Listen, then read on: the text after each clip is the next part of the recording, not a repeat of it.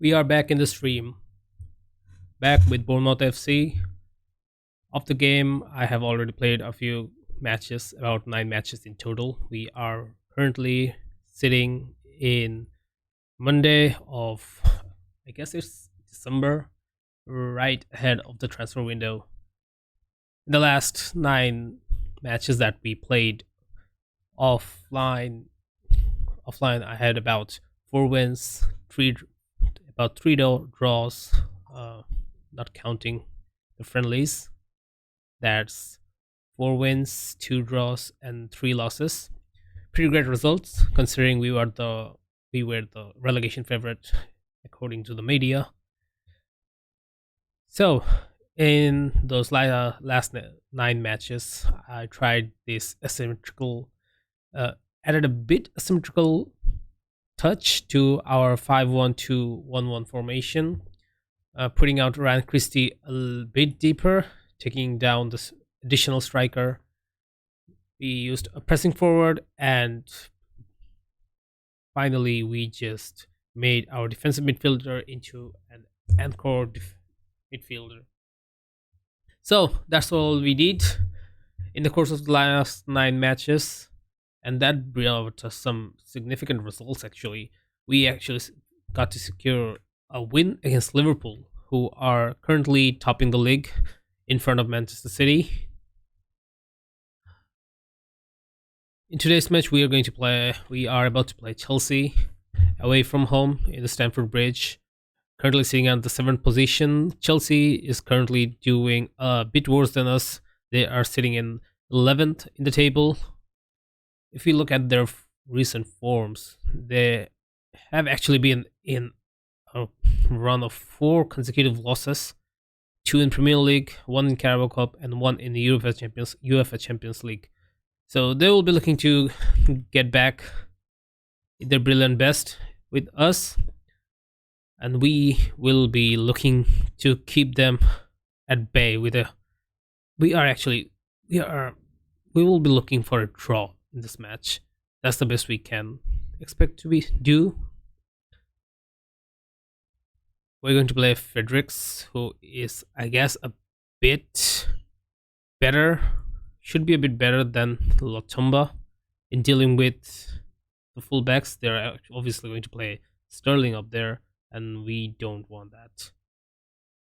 If we put them in head to head, obviously Fredericks has a better acceleration and pace, which will definitely help us in the game. In the fullbacks, we should play Zamora up there. Tavernier is more effective as an attacking wingback, but considering that we are the underdogs here, we just want to play defensive. Don't want to leave any space for Bournemouth to attack us, catch us by surprise. Solanke, Lloyd Kelly, and James Hills are injured. That's not a good news for us.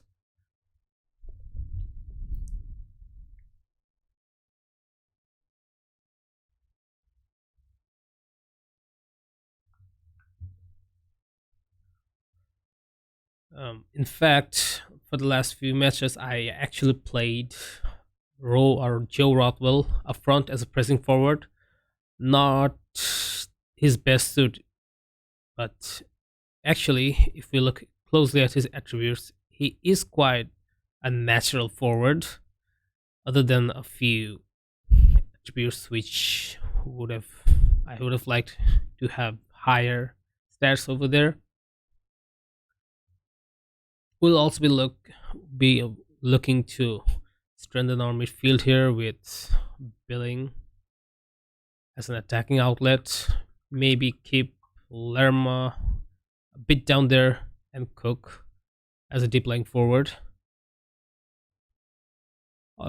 Basically, the default, our main structure formation, what we eventually wanted to start the match with. I would like to play Travers. He's been unhappy a lot lately for not getting enough time, so he'll get that. My plan is to actually exploit a bit our opposition, considering they are showing Nacho will be playing here, but actually it's going to be Thiago Silva. Nacho, they never actually play Nacho in there.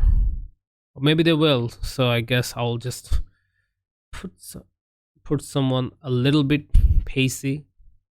Well, obviously Rothwell is better at dealing with pace.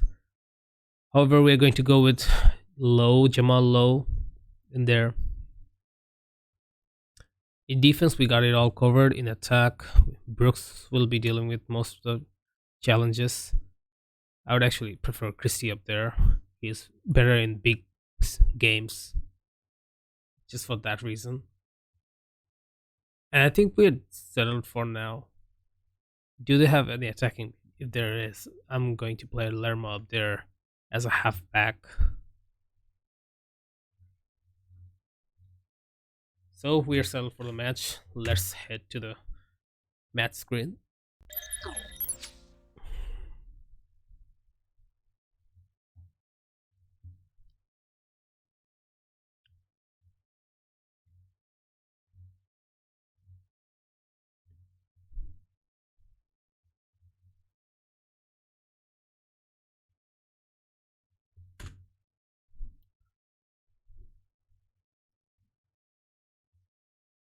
Currently looking into the squad.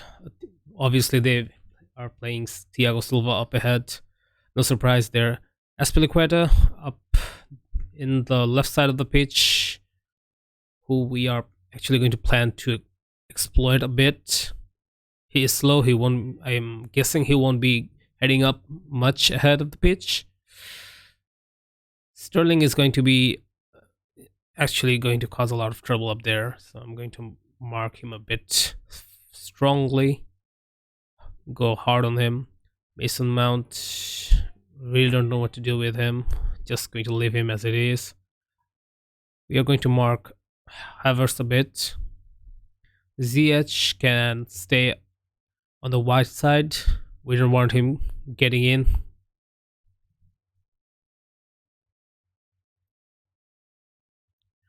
For Kante, we are actually going to press him harder, tackle him harder, and we are going to keep a good eye on Kovacic, because his long balls are going to be really deadly for us, and if we don't defend him quite well, he can actually hurt us in the long run. So let's hope that is settled down there.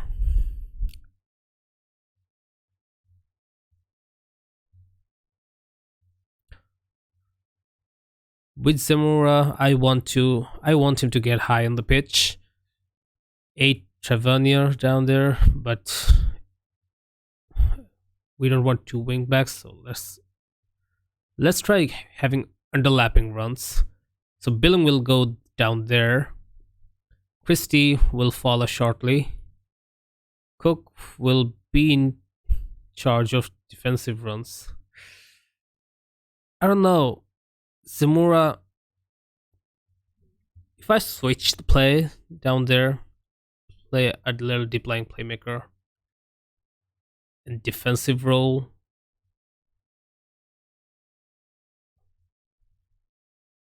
Billing will still be in charge of marking Kovacic in defensive areas. Now, a bit inverted play from Zamora maybe. We are going to play a little bit direct passing, and that should be okay. We are ready for the match. Okay, guys, let's begin.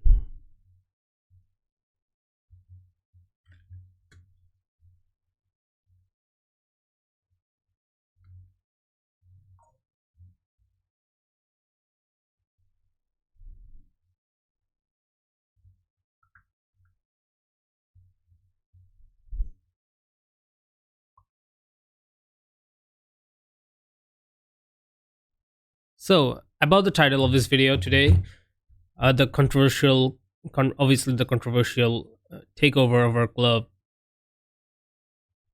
When I was playing those long 9 match stretch of games, our club were actually lying in the rumors of being taken over by a new owner.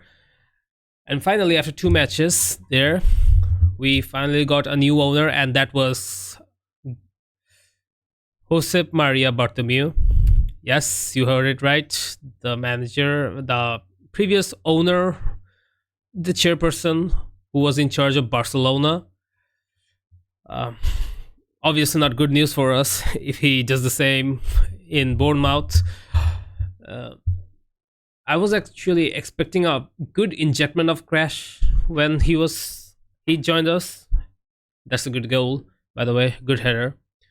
But there was no new investment in the club. No, nothing new. No new objective by the chairperson. Not a good news if your club just got owned very recently. And yeah, that's it. That's the controversial takeover of the club that happened. The other things that happened is good thing is Solanke when came back in good form before getting injured for 2 weeks. He had about a stretch of 4 to 5 games where he scored consecutively against big clubs like City, United, Liverpool, and the five defender formation also started working for us pretty well. We actually used it for 6 or 7 games down there, changed it up a bit to our default formation, and that worked pretty good for us. We secured about 4 wins in those long stretches. Our teams have got more gelled up. They're comfortable with the ball right now. However, so far this game we are not doing that well. We actually got a good chance, leading us to get a good XG. But as it is right now, we are struggling with the ball, struggling with the crosses they are putting us.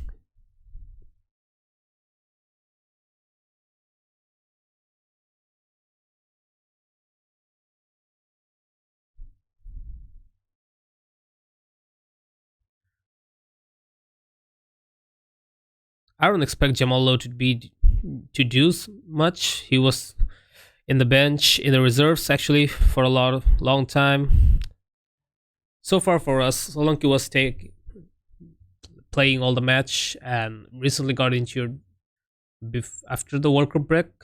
So Jamal Lowe is taking over for us for now. I don't think he's even fit for playing the game.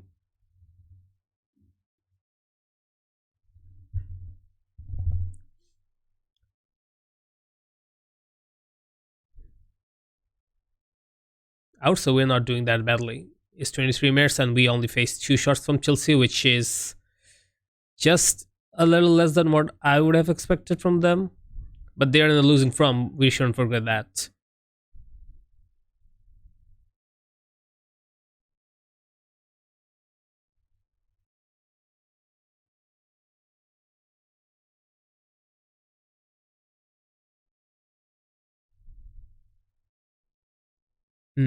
Maybe, just maybe, if I put Low over there, put all our attacking pressures up there, pass into spaces. Let's see what happens.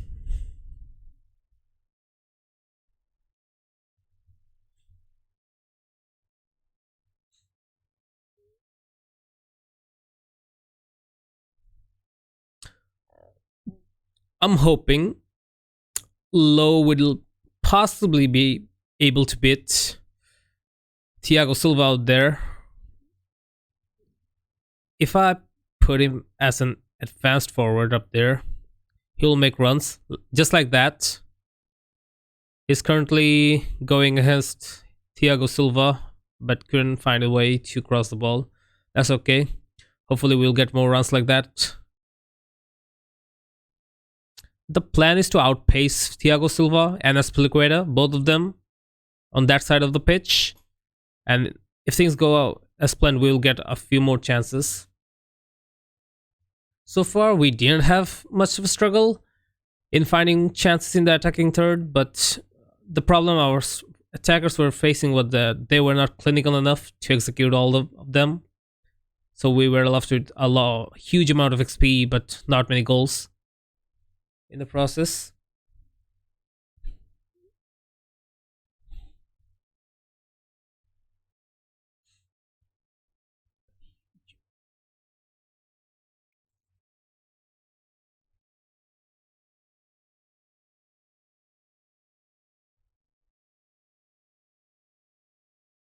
There's another run from low. He was going to be offside, of course.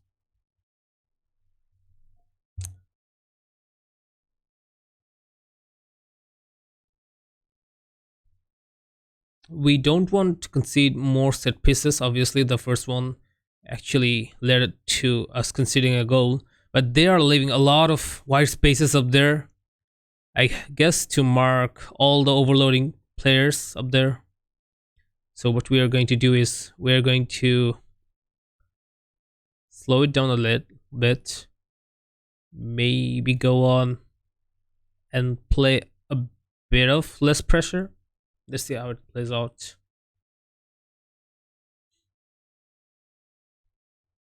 Look at it.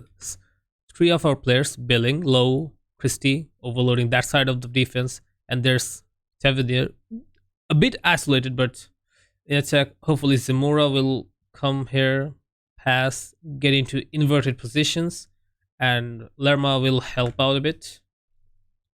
Well, actually, it's going to be Cook up there. But right now, Kante is in the field, in the box. Chelsea is trying to find a way to break us apart from the mid. Most of the dangerous balls are coming from wide areas, so we will have to be aware of that too.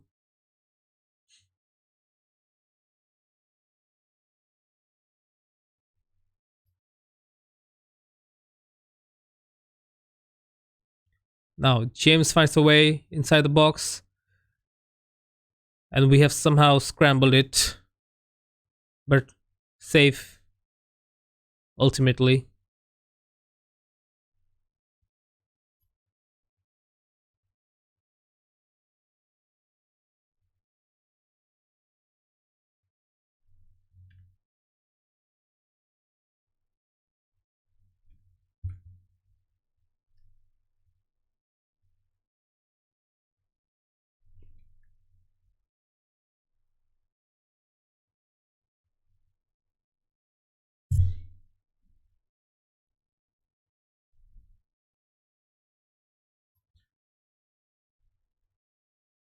Safely cleared away. Almost won the ball down there.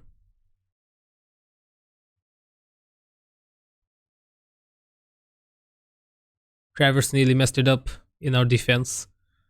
But so far we are good. We are actually getting less shots, but they are far more clear. And we were about to concede another goal right now, right there. Travers, although not the brightest, I want him to get a good amount of game time.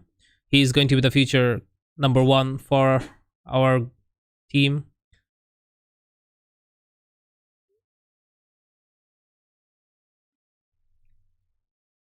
That's half time.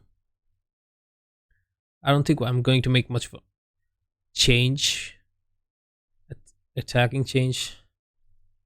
Maybe put Christie on attacking duties up there, or maybe play him as a winger down there. If that stretches the defense a bit. Let's actually put him up as defender, stretch the game a bit. That should help.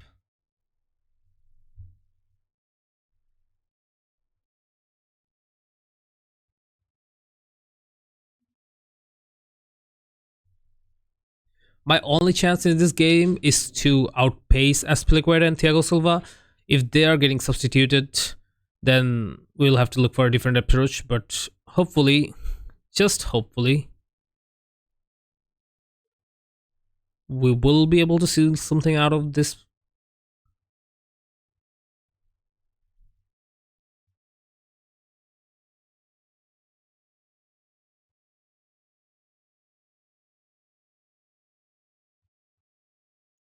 Billing almost carries the ball up front, but tackled by Kovacic.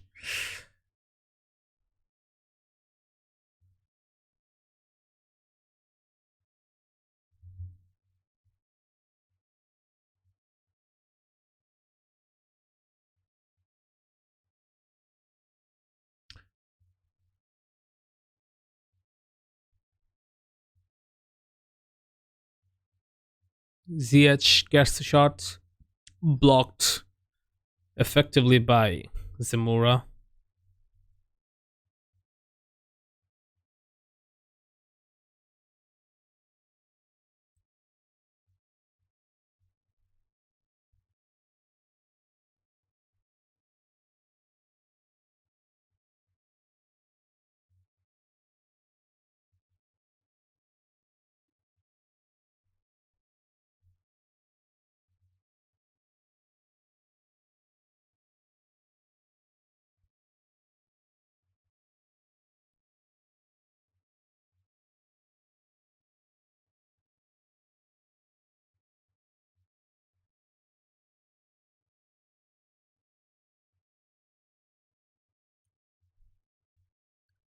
We are really failing to make a breakthrough. Let's see if shorter passes works down there.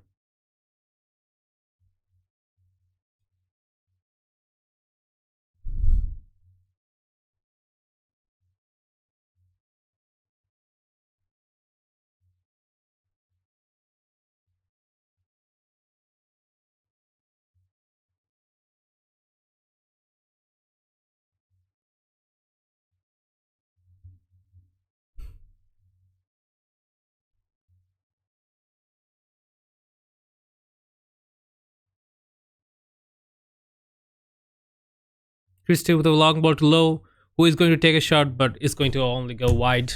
Skim past the post. Good effort though. We are actually making progress.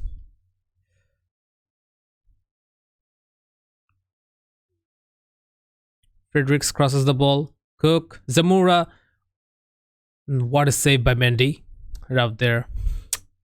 Tavernier is getting exhausted on the left side of the pitch. But so far, he has been the second best player in our team, actually.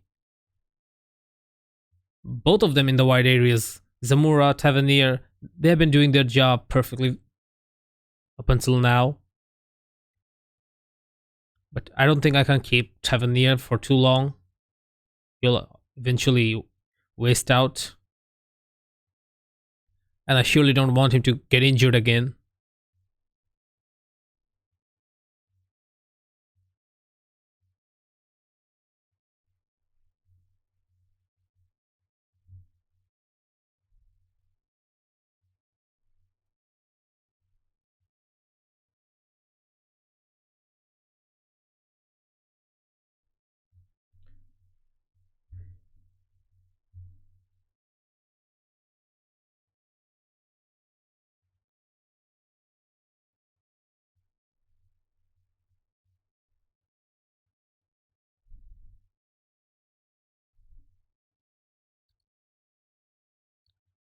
Christie getting a chance up wide.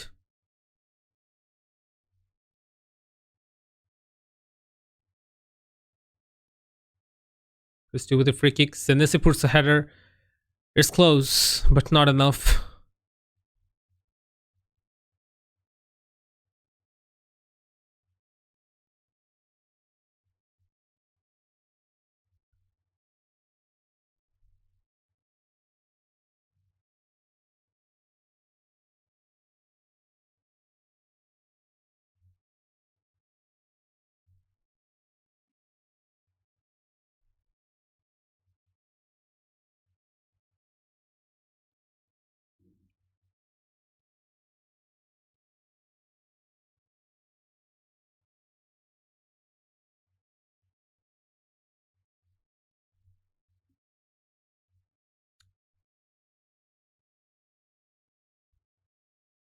Billing loses the ball to Sterling, and they are going to hit us in the counter.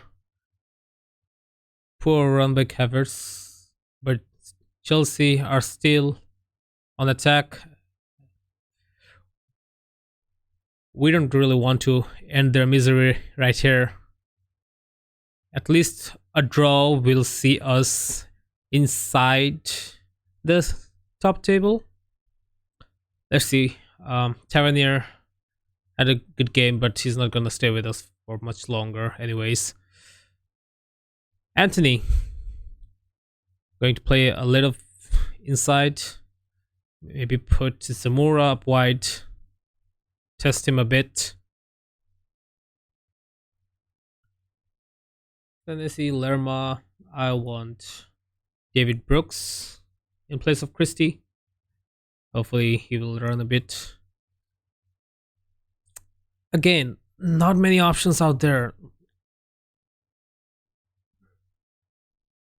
Already made 4 subs.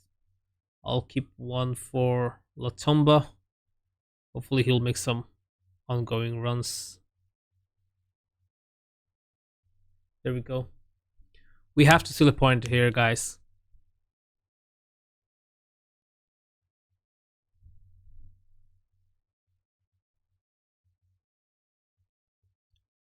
Mepham, Senesi, Lerma.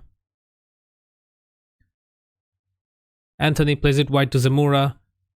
He has a crossing chance and he will cross the ball, but no one's there to catch it. Cleared by Thiago Silva, I guess. Is still in the pitch. It's Nacho. He's fast enough, but not fast enough to catch Rothwell. We still got a chance to come back.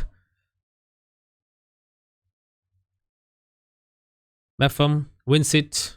Lerma, who loses it to Havertz, and Chelsea are on the counter. They're going to take their time, or they can hit us on the break. They secure a corner instead. Let's encourage our players a bit.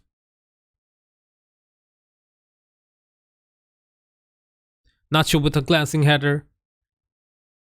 Neto with a fine save to keep us alive in the game. Cucurella on the wide. They're actually playing him up front, which is weird. But anyways, we are going to go hard on him. Keep him at bay. Kai Havertz. Not going to mark him there.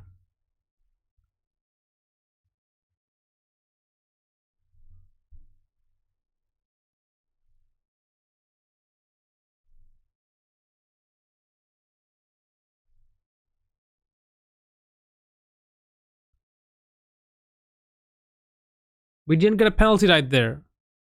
How did we not get a penalty there? That was clearly a foul. Okay, FM.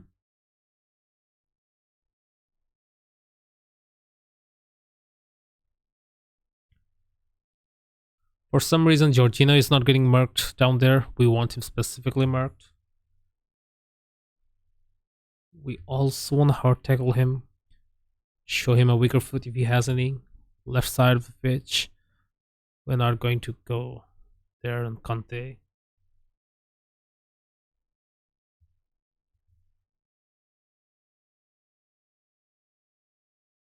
We can still clench a draw from it, guys. Just need to make the right defensive changes. Maybe go a bit cautious now. Now's the time. Mezzo with a corner. Mepham gets header, not clearly. Senesi, will he pass it? Yes, he makes a cross. Another corner. We are trying our best. We are putting in pressure. We are putting in crosses. But so far, it's not been getting that much effective. We got about 0.50 XG from 5 shots. So that's decent. But then again, our lack of clinical abilities putting a toll on our performance right there. Rothwell, not the best finisher in our team. Not even a forward, to be honest. Zamora is going to play it long to Anthony. Heading to Cook. Intercepted by Kante. Cucurella takes it wide. He passes it through to Broja, who's going to cross it in the middle. To Cucurella. Cucurella with a shot. Oh, that was fraction wide. The game would have been settled down there. We still got a chance. It's the 85th minute. 5 minutes to go. Zamora passes to Anthony. Zamora with a cross. Intercepted. Latumba with a ball up wide to Zamora. Zamora crosses again. Intercepted again. Simura has been really, really, really threatening Chelsea attack so far, but no one at the end of the delivery. This is why you wanted Solanke to be there, but unfortunately we don't have him, so yeah, we all have to deal with whatever we have. Zemura gets the long ball, intercepted by James, who is going to keep his composure. Chelsea are going on attack another time, and Broza finally scores from across from Raheem Sterling, and that should solve the match against us. Good game, Chelsea. We will still go for one final push. Play halfback Lerma, go attacking on both wings. Anthony on attack. One final push. Let's see where the game goes.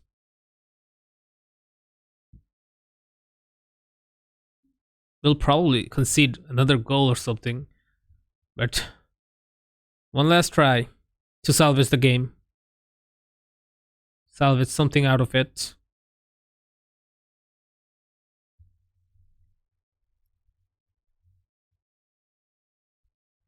Brooks up wide. He'll put a cross inside the box, but no one to win it for us.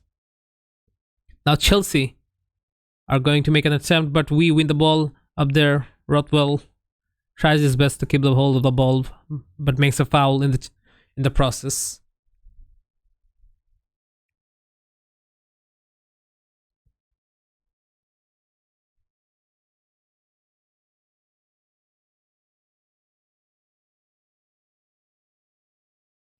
Chelsea are going to kill the game, play it slow, lower down the tempo.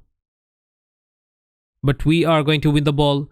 Brooks should put a through ball up there, but he doesn't. Pulisic is Latumba. Brooks with a chance to cross.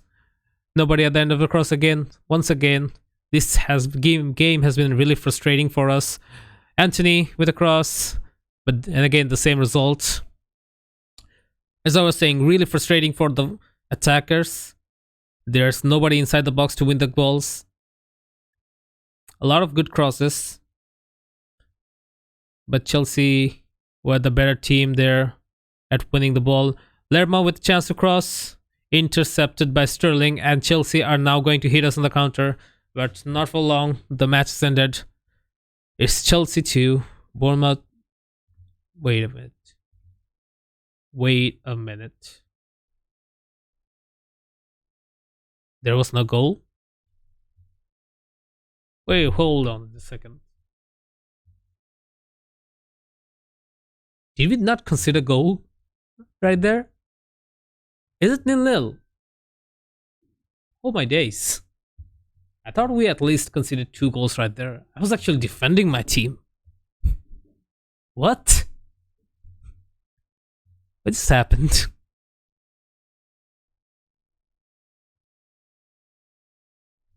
Hey there, Pablo Gaming. Didn't see you right there.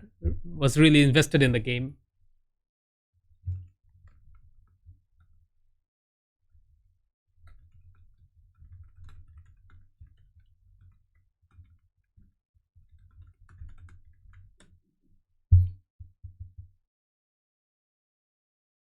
Currently managing Venezia in Serie B and have only won 1 game this season, only lost 2.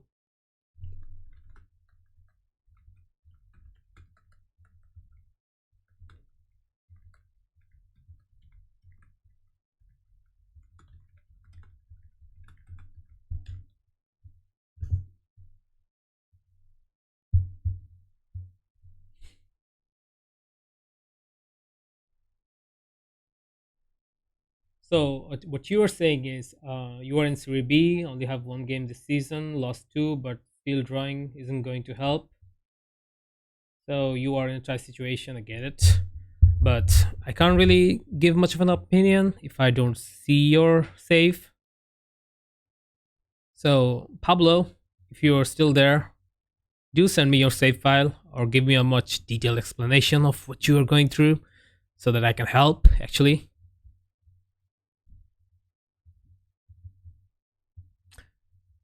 This match right there. I actually thought I was like losing this match 2-0, but well, looks like all those goals were disallowed. So I guess we'll take that. Rothwell is not playing well, obviously. He's playing out of position mostly, so wasn't expecting him to do much. He was actually going to take the spot of Solanke after 70 minutes and beat the defenders. The plan was to beat the defenders with his sheer pace. He's one of the fastest players in Premier League, also has a deadly dribbling ability with flair. So that's his game, but obviously he's not made for the attacking position.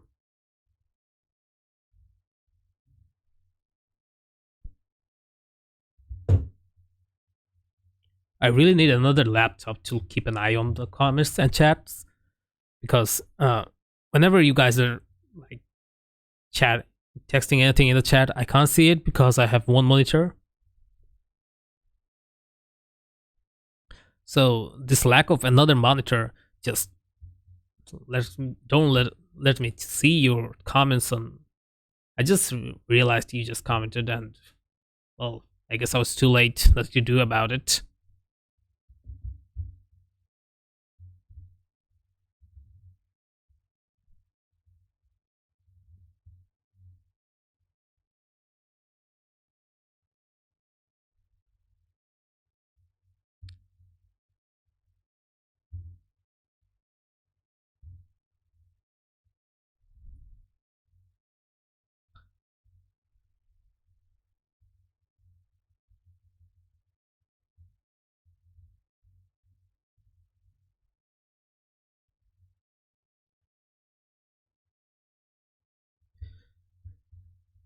So the draw with Chelsea leaves us in 8th position, just behind Everton in goal difference.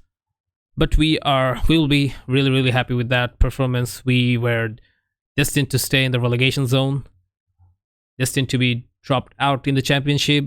But after 17 games, we are currently sitting in 8th with 25 points, about 12, 17 points ahead of Nottingham Forest, who is currently sitting with 13 points in the 17th position. So that's good news for us.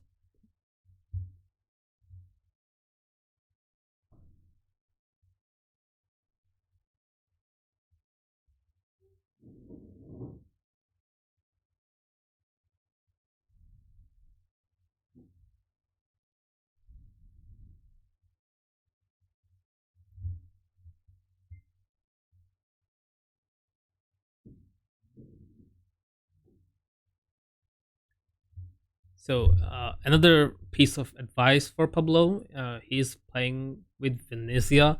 I guess that's not like the top tier team. Actually, let me have a look. Venezia,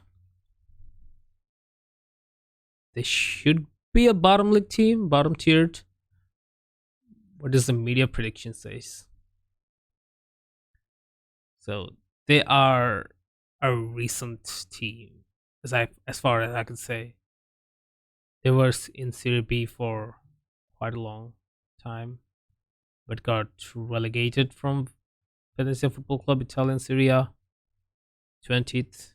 Okay, so as far as I can tell, they are not that much of a good side. And if you're playing in the lower division, which is the second division, as you were saying, 4-3-3 gegenpress. I don't think gegenpress is the way to go, especially in Serie A, in Italian football. Considering I don't think they have the best player for playing those aggressive, long pressing, long work rate play. Anyways, let's get back to our game. We have something real quick. We have Leeds up in home, who are currently sitting in 13th. Our fans and boards are both expecting us to draw against them, but we are actually going to win it. We are going for a win. Contracts expiring. Our important player Neto is reaching the end of his contract. We would have loved him to keep one or two more seasons here, but looking at his salary, that is way, way, way above anyone else in our team. That is like I can pay 5 players, in my first team with that much salary. So Neto has to go at the end of the season. Travers will hopefully fill his shoes. He's not at that level quite yet, but I'm actually willing to give him a bit more game time over the rest of the season. And by then, we will have our training facilities improved to good conditions. It is currently sitting at average or adequate, whatever it is, not decent for a Premier League standard club. Hopefully, we'll get that sorted out. And now for Leeds, we are actually going to do a bit more rotation to keep our injuries at low. For that, we are going to play Luis Travis, get Lerma out of there. We will play Joe Rothwell in his preferred position, which is center midfielder as attacker. Meza up as center mid attacking. We'll put him as a bit of advanced playmaker down there. That should be a better position for him. Set up some individual dribble more, pass a bit more directly, and that should be it. For Rothwell, it will be a bit less passing intensity. Obviously, he'll going to dribble more. He will going to get high up the pitch, run a bit wide with the ball if he wants or not. We'll keep him at just simple for him. Tavernier comes out for Jadon Anthony. If anything, let me have a quick look at Leeds formation. That'll give us a better idea. So they are actually going to play some 2 DMs down there, which is not going to work if we are going to play our 5-2 formation, 5-2-1-3, whatever it is. Solanke out of the equation, so Lowe has to start again. We're going to play David Brooks, give him his first start of the season, I guess. Second, actually. Anthony was a winger. I'm not that much convinced, but let's see what happens. Zamora is actually, we don't have Kelly to fill in for him. We're actually going to play Latumba up there as an inverted forward so that he can back up Anthony. And we're going to play Perry and G as a bit of a fullback. So that should do it for us. Dembele and Neto. Neto will be back in the squad. So we got kind of a mixed first team and second team players down there. Travis up there, I'm not too sure. He should play as an anchor.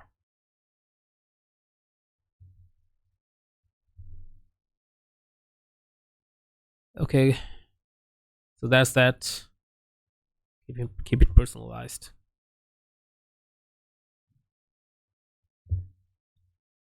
So before we start the match, I am going to take a leak for a while. See you guys soon enough.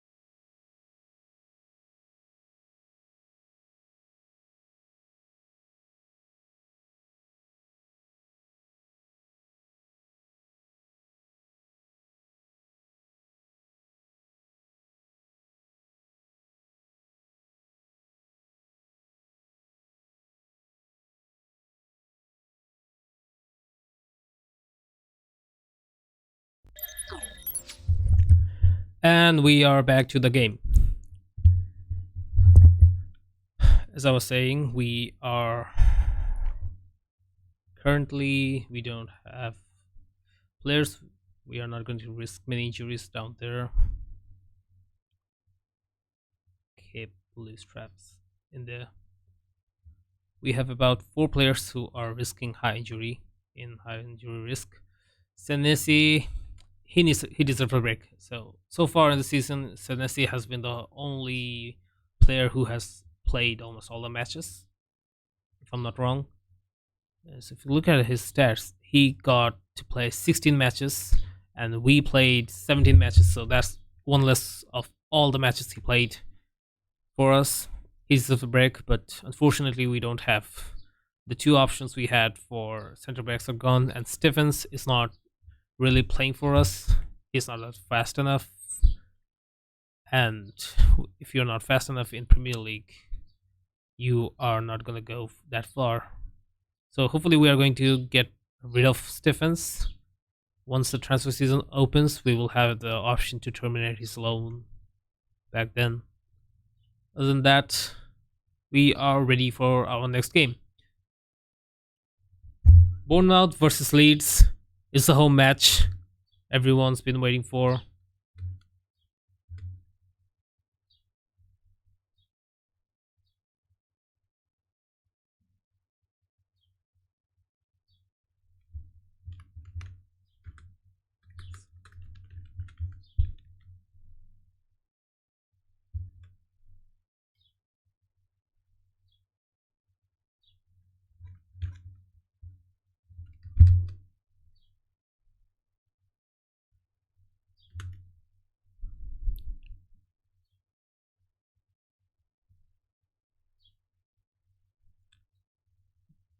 They're going with Bamford up front.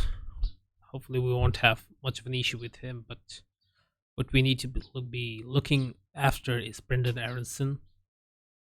This guy can really hurt any team out. So if we take Brendan out of the game, we will have Sinestra left in the wings. Wouldn't be wise to go hard on him, but I don't think we need to mark him specifically. If Zamora's up there, he will also be able to keep him out. Latomba or Zamora, anyone it is. What we should be worrying about is Rodrigo out there. Doesn't have the best defending, but he can be a physical monster. Hopefully,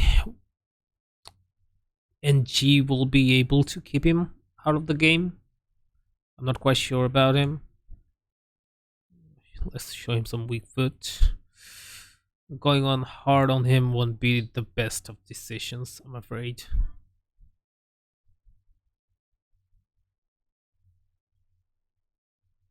Bad health just. What happened?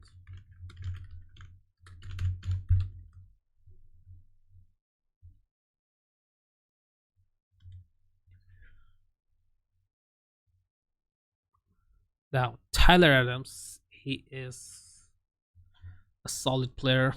I'm not currently seeing any weakness in him. What is this guy's weakness anyway? Maybe we should go a bit hard on him and keep it that way for now. Roca, another player with no weaker foot, but we can go hard on him. I'm not sure. I need to check a bit more advanced stats. So he is not gonna put many through balls or key passes out there. And if you look at Tyler Adams, neither is he going to put many balls. That means the 2 of their midfielders up there are not going to be that much of a threat for this game for us. Let's have a look at Ailing. He has a weaker foot, so that should take care of that. We can also go hard on him a bit. Sosa, yeah, we can also show him the weaker foot. So we are actually going to exploit the weaker foots in this match. Other than that, they do have some decent stats that I don't want to be interrupted with. In the backside of their game, they have some really, really tall defenders, which are going to be a problem for Brooks up front. Brooks and both Anthony. Now, the only way we can really, really get something out of this game if we just stretch the game a bit little wider and then possibly keep a bit of possession on us. That's not going to be a problem. Play Travis as a halfback, an additional layer of defense. That should be it. Play Latumba as an inverted winger, a bit high up the pitch. That should keep this side of the pitch more emphasized that much.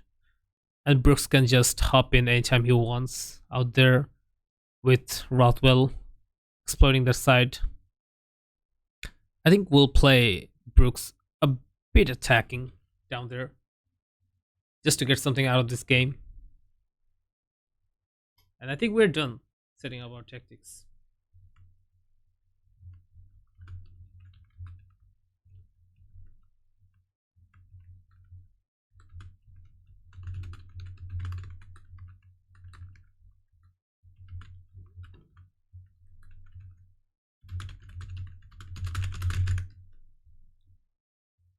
That said, we are off to our match.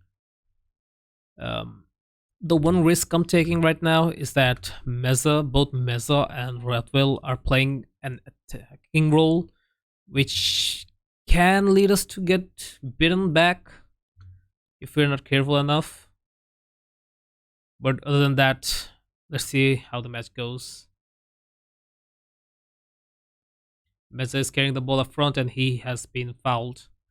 So that gives us a free kick.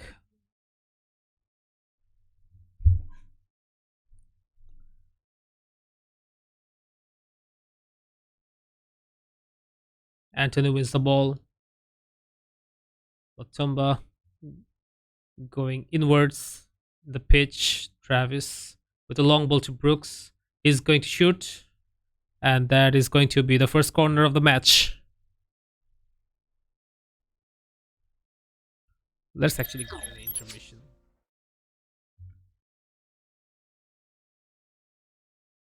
Corner.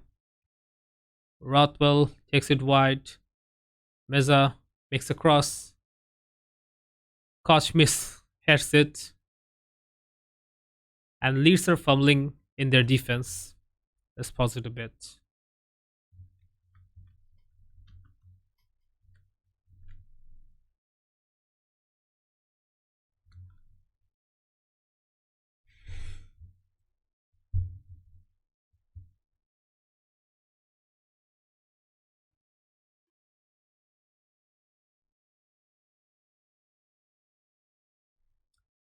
So that's a good start for us. We have 2 shots in the first 10 matches of the game, and that's the corner. In this entire season, this 18 matches, stretch of 18 matches, we haven't scored a single goal from corners or free kick. So that will be something we will be looking to improve. We don't have necessarily the worst physical team up there. Actually, if we put up our team against some of the best teams in this league, we are better at physical duels, but for some reason we can't really get anything out of our set pieces. That's a bit of concern for me in this season. Other than that, this season has been great. I mean, I know I can't expect much. I'm currently sitting 8th on the table, and that is too good for us at this point. And we're not doing too bad defensively.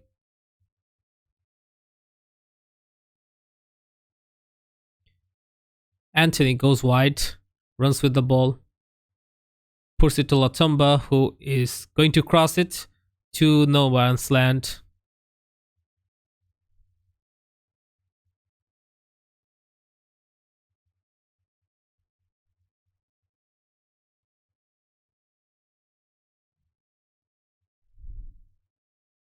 Rodrigo gets a chance.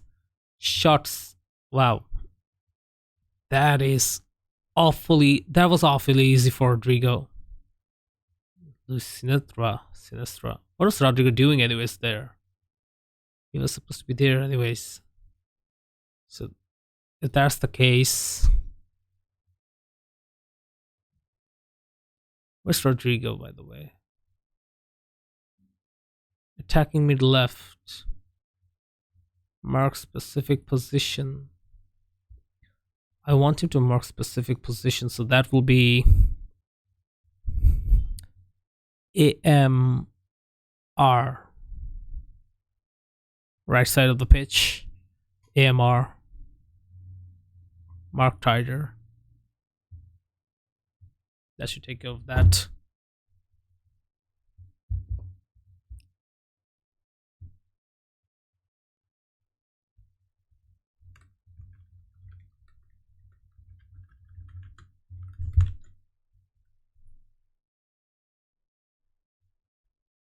Travis with a good ball to Brooks. Almost gets past Sosa.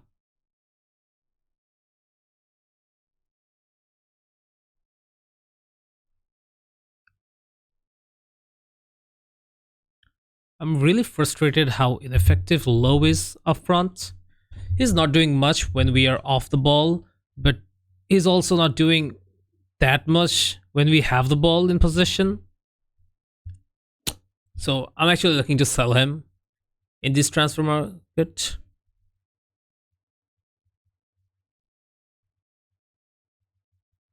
Aronson is injured up there in front. Hopefully Lowe will clear it or lose the ball anyways, as he should.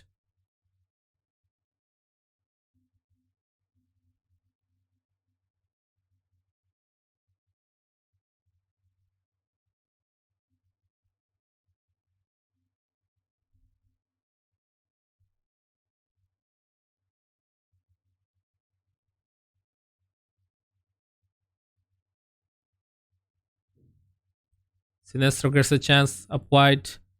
And Lears actually got 5 shots so far, which is concerning.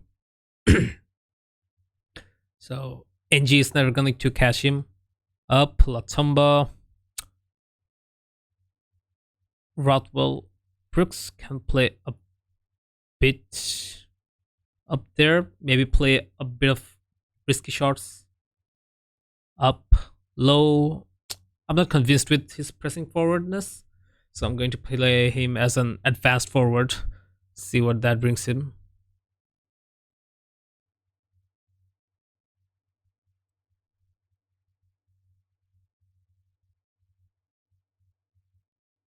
Long ball to Rodrigo. He's going to keep hold of it and crosses to Bamford. But Neto is quick on his feet to reach it. Now we are actually going to hit him, but for some reason Anthony stopped his run.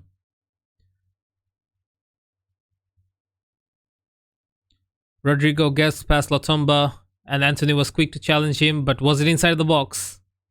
Was it a penalty? Is it a penalty?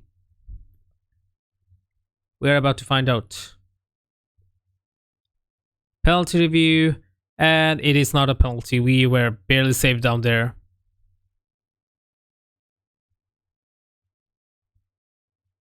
I really don't want to risk any more penalties out there.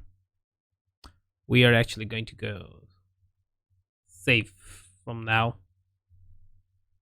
I know I shouldn't be doing this. It's my home stage. Maybe doing some tweaking in the formation can do a bit more work for us. But, well, if that's the change I have to do, I will change it after this first half. I guess I will have to get rid of a few players before we start the second half.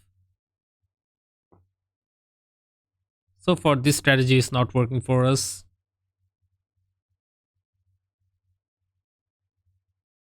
Brooks with a brilliant ball to Low, and he's going to never finish it again. Just the thing, just when I was talking about how trash you are just going ahead to prove yourself right. I'm actually willing to give this formation a few more minutes of try. I guess until the 70th minute or 60th. Let's see how it goes. Brooks turned out to be really good with those balls.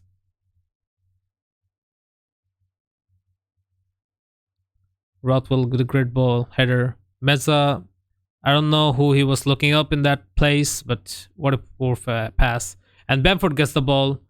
Neto did a terrific save to keep us in the game. What a player. Alright, we need to make a few key decisions over here. Meza is clearly not doing a good job down there, keeping us in the play. And no, let's play him as deep lying player maker for now. We need a bit more defensive support.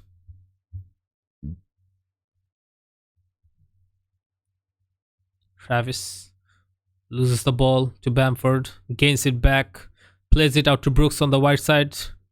Brooks with a chance to cross. He will play to Latumba with a long shot. That was actually an amazing, surprising shot from Latumba. Wasn't expecting him to do that.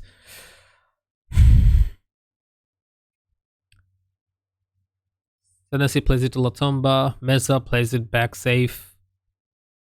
Anthony.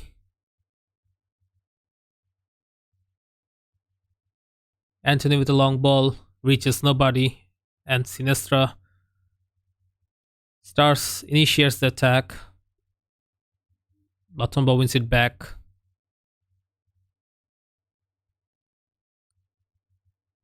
We really need a center forward who can actually finish the ball. Sinestra tries a shot, but it's only going to be on the safe reach of Neto.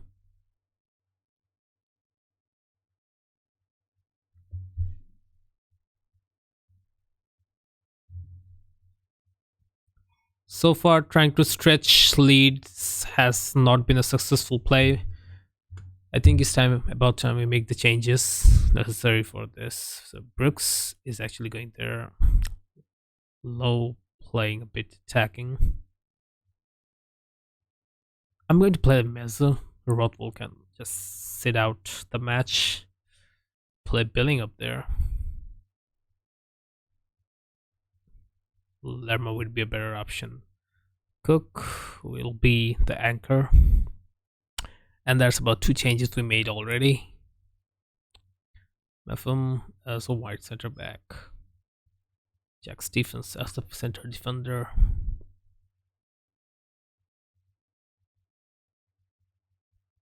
I really want Latumba up there. But then again, I don't want Inchy, and I guess I'll do with Tavernier a bit far up the pitch. So that's 4 substitution already made by us. Hopefully we get a better result.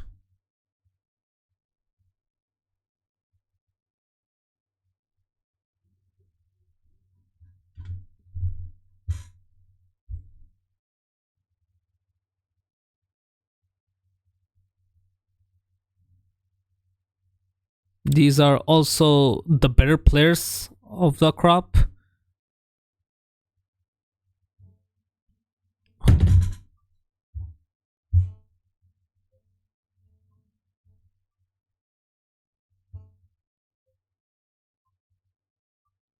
Cross from Tavernier, won by Meza, and it's going nowhere.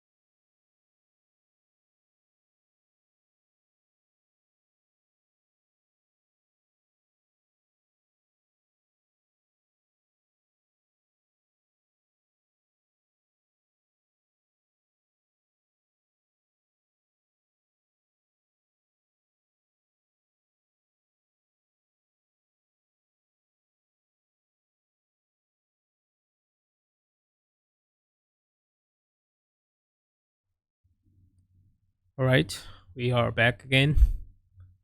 So that was a good chance for us. Wasted down there. Low gets another chance up wide. Gets cleared by Kosh. One back by Stephens. Hopefully, this formation will give us a bit more width up the pitch. And if it doesn't, we will just go in, add a bit more depth.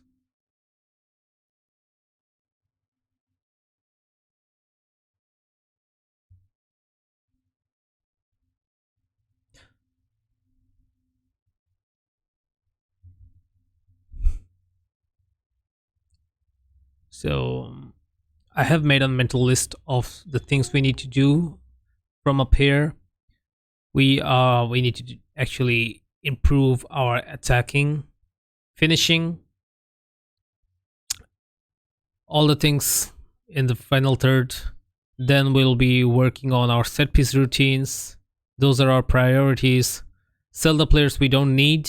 That will be the third priority. And finally, we need to make uh, get a central forward who will be the replacement of Solanke. That should do it for us for this season so far. Okay, so I have already done it. I am playing Kiefer Moore up there as a target forward on attacking duty.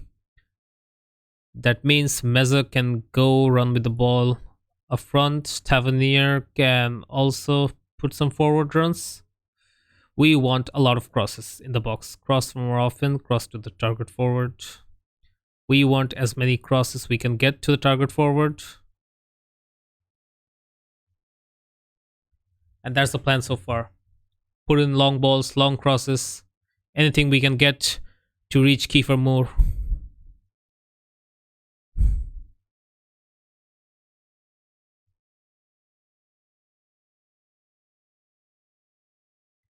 Rodrigo gets a chance. Gelhardt has hurt us in the 17th minute of this match. We are currently training 1-0.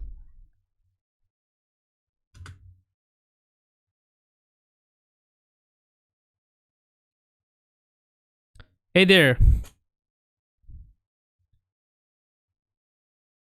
Thanks for the follow. Crazy Cat 555. How are you doing?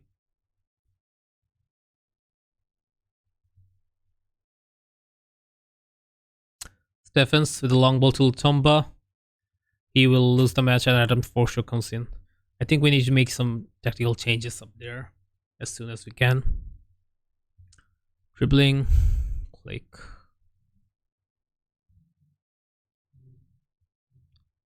Gillard actually came from nowhere up there.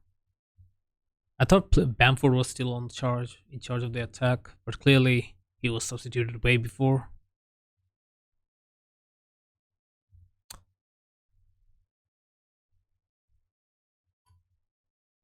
Struggling in the second div. Which team are you playing with? Which league, by the way?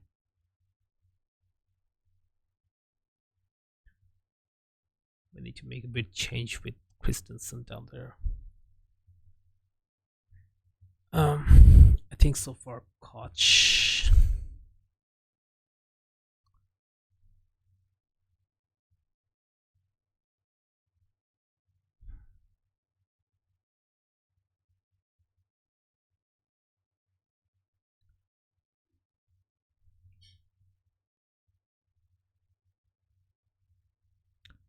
Okay, so we are going on attacking, real hard attacking for now in this match. Play a bit more shorter passes, higher tempo. Manaing my IRL team Phoenix Rising. Okay, so which MLS? So that's the second division of MLS. I'm hoping. Okay, championship, USSL championship. Phoenix Rising FC. Never actually heard of him. Heard of them. I think I've never actually managed any MLS team so far. I've been playing FM for about 4 or 5 years, and I actually never started any save in the MLS. I don't even know how promotion and relegation works in MLS. Do they even have that?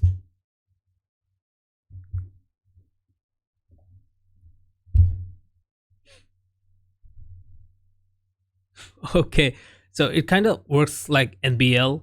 If I'm not wrong, I've heard that NBL also doesn't have promotion and relegation. Okay, so are you like struggling right now in the relegations? They don't have relegation, so obviously you're not like worrying about that. So what's wrong with your save?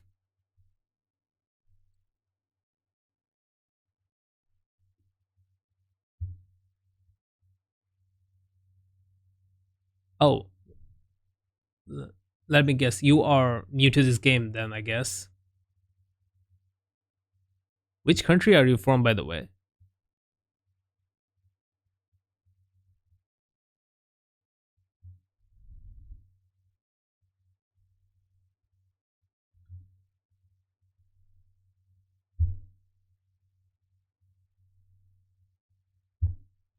You do have promotion. You are from USA, so you are the second follower of mine who is from USA. And you guys, like, are you new to FM, or you do have some previous experience? With that said, I just considered another goal right there. Looks like we're actually losing this game, anyways. You're a soccer player. I forgot. Okay, yeah, it's soccer in that country. New to FM. Well, welcome right there. FM is actually a really good game. I was previously a FIFA player, but later, just when I got introduced to FM, fell in love with that game, and I never actually played FIFA again. I think I left it on in FIFA 18, the last game I played about FIFA. Later, I casually played 1 or 2 matches once in a while with my friends, but never really kept hold of FIFA after I got familiar with FM. This game is like 1,000 times more detailed than FIFA.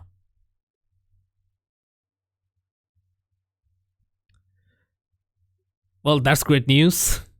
Montreal AFC save. Well, sorry about that. I was quite ecstatic, but too bad.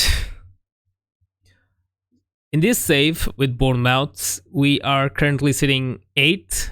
If I'm not wrong, if we are losing right now, so hopefully we are somewhere in the 10th or someplace about that. Yeah, we are currently sitting 8th in the table. The media was vouching for us to get relegated this season, but somehow we are still 8th. I don't know what happened.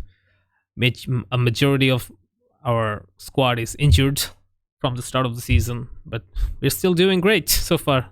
So there's no room for complaining.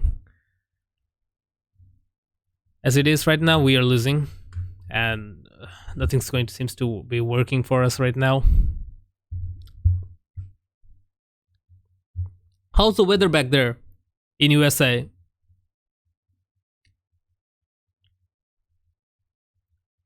Is it snowing right now? Because from where I live in Bangladesh, it never actually snows here, so I never got to experience snow in this place. I wish to visit Europe or maybe even US once in my lifetime, experience how it is back there. But so far, I haven't stepped a foot outside my country.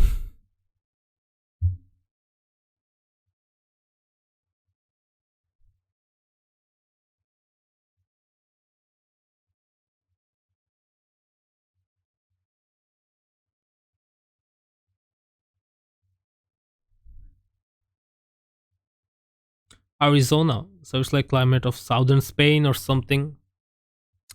Well, whatever it is, I can't really tell how it is. Never been there. Actually, never been abroad in my entire life. That's the thing I want to change in the coming years.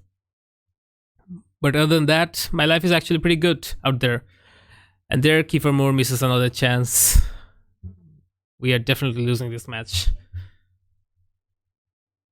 8 degrees Celsius right now. That's and that's at coldest. Well, 8 degrees Celsius is pretty good. If I'm not wrong, I'm currently living in somewhere between 15 or 20, and that's the coldest weather in our place. Summer, yeah, it's kind of the same in this place. Maybe a little bit less, 30, 32, 33, something like that. Let me check the weather real quick.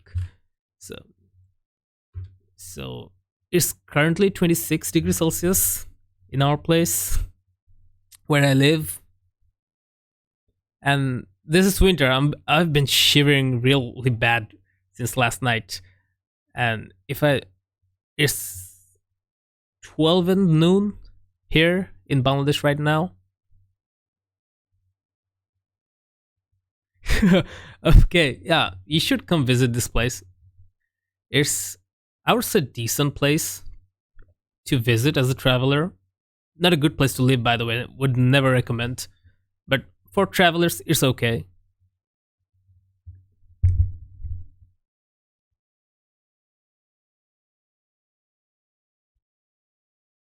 Tell me, is it your first FM?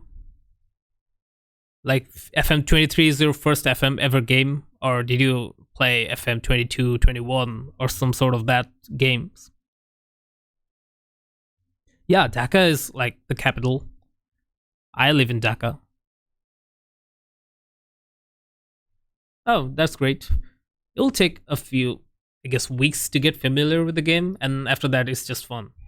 The more you know about this, like, I I've been playing this game for about 5 years, and even I get surprised by a lot of things that come up all of a sudden that I've never experienced before.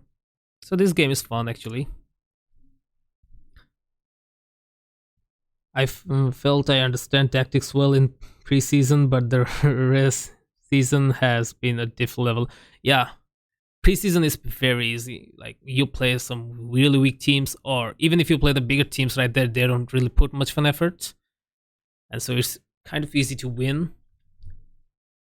And when you just go and start the entire season, it's an entire level of football right there. And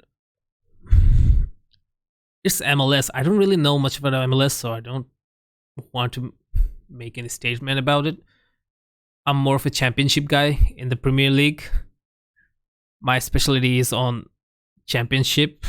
I'm trying to find a balance now, having covered for fatigues player and not having Deadwood in the squad. About that, you should see my stream. I'm currently struggling with the same thing.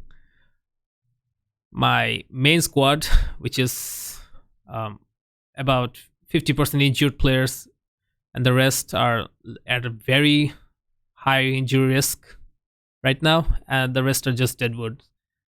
There are about 5 or 6 players who are transfer listed already, and I played about 4 of them in the last match. So I know what Deadwood means. Deadwood, like, yeah, I want to get rid of them as soon as I can. I should be getting rid of them before the end of the before the start of the next season. Lol. Yeah, you should. I mean, I'm the last person you should come for any advice. I know how to mess up things. So far, I don't know how I'm just staying eighth in the table.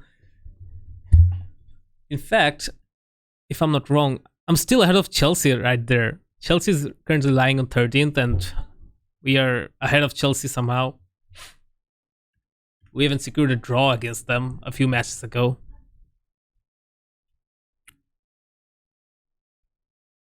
The signings this season has not been that great. I mean, I don't know how good your football knowledge is, how much invested you are in this. Do you follow European football? Yeah, 8th in PL with Bournemouth hardly a CV. If I'm not wrong, they're currently lying about 10th in the league in this Premier League season, real life. But yeah, they do have a decent squad.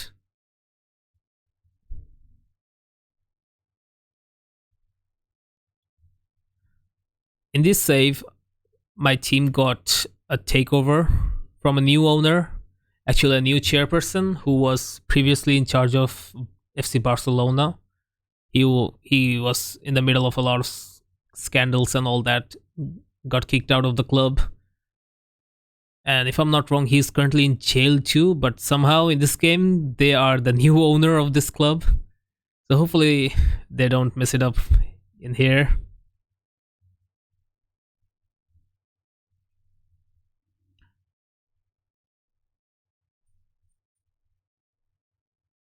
I really need my players fit for the next match. Can't risk any more injuries. There's a lot of high injury risk players.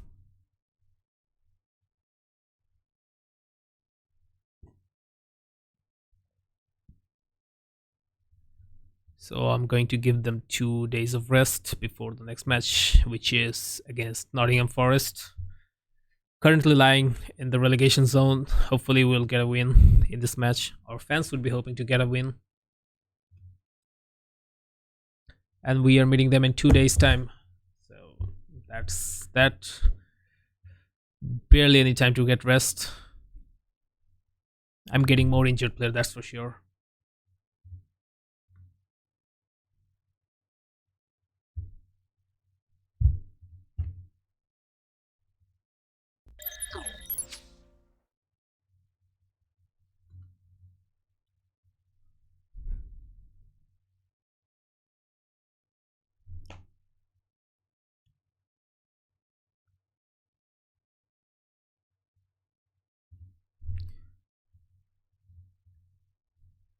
Are you currently the first season of this in MLS in this save of yours?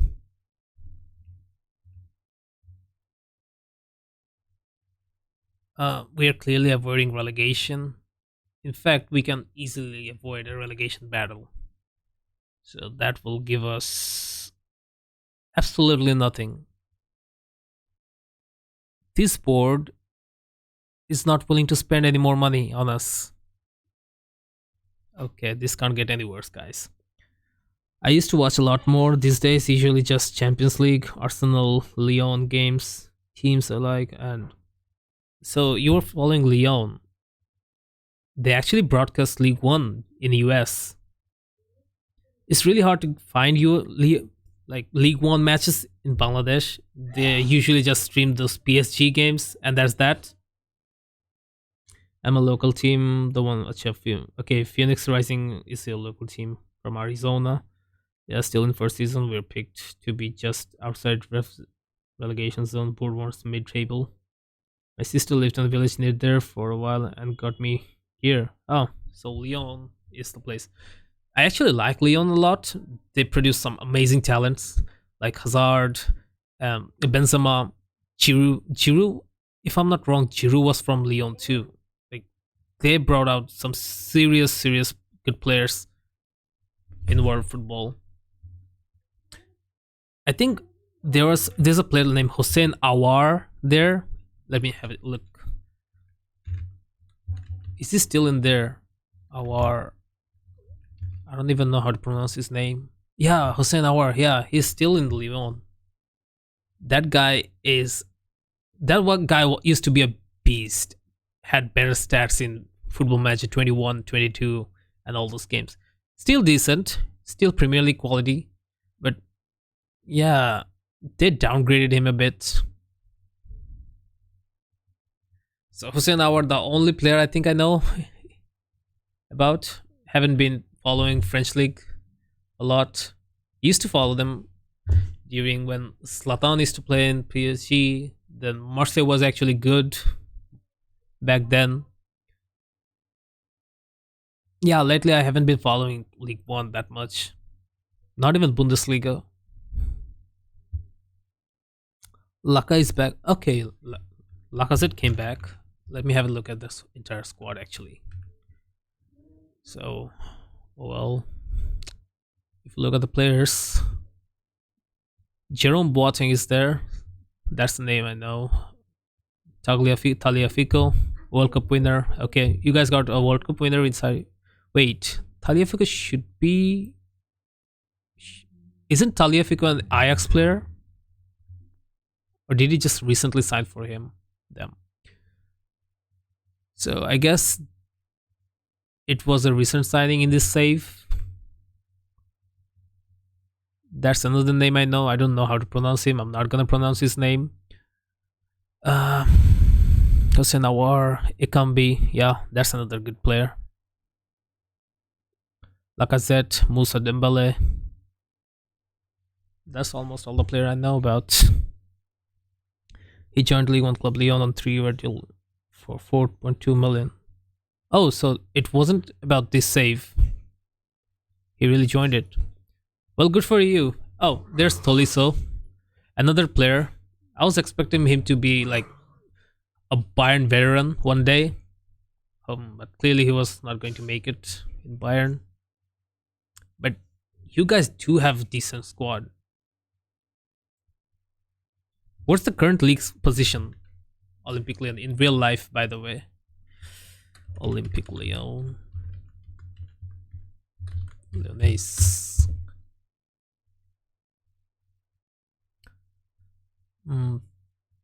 If I'm not wrong, they are currently standing about eighth in the table after Lille, Monaco. So they're actually fighting for Europa League, and maybe if they have a good season after that, they can maybe get a Champions League position. Not quite sure yet, because they are about 10 points behind the fourth place Marseille. Oh, I don't know this league. This not PSG, but yeah, sure. Any team other than PSG is fun team. My friends used to call it like PSG League instead of League One. They can just name this league after PSG for all I care. The same went for Juventus too, but thank goodness they're losing right now.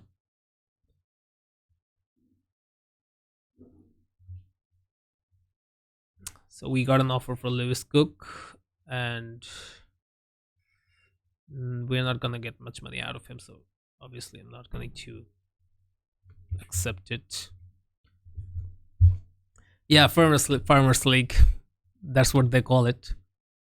I actually used to follow it for Messi for a while. Then I still lost interest in it. They have all these players, but it's all just owned by Qatar. So this league actually used to be interesting before PSG got that takeover.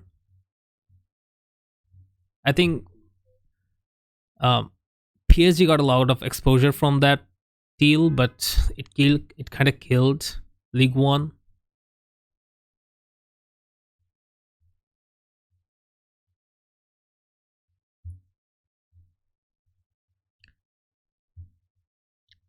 La Liga used to be fun, and very recently, after they actually lost a bunch of their good players like Gareth Bale, Neymar, Messi, Ronaldo, and all that, and they are also dead, kind of. So it's just Premier League that I follow right now. Something I've seen too when listing a player for transfer, I'm only getting $0 offer though the asking price is high. Does it have to do with the end? Yeah, actually, yeah, that is the case. If your player is like getting their contracts and then getting at the end of their contracts about 6-8 months, you are going to get about $0. Like right now, just right now, I got a offer for yeah, was it Stanislas? Yeah, Stanislas and Sunderland. I think they offered. Okay, that was actually a loan offer. But yeah, what you are saying, if they're reaching the end of their contract, they are getting a lot. They will be getting a lot of free transfer requests.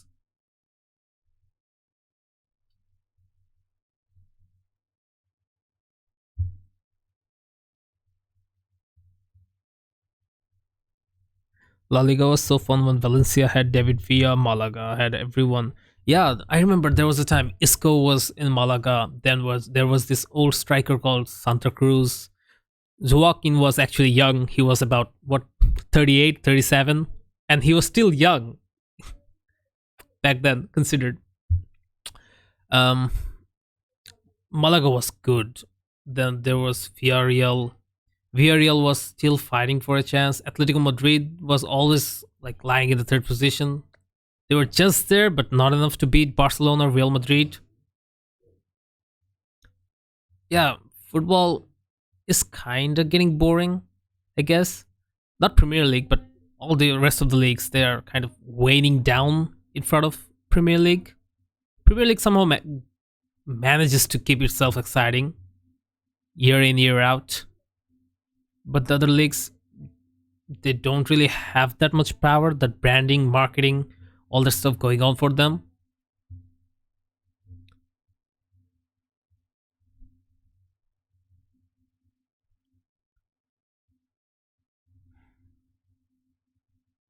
Getting back in the game, I think for Nottingham Forest, we got. I can set up a good five defense team. I'll still. No, it's not a problem actually. I'm not looking to make much gameplay. Yeah, sure. Oh, yeah, sure. Then I'll just keep playing. You know what? Here to learn. Sure.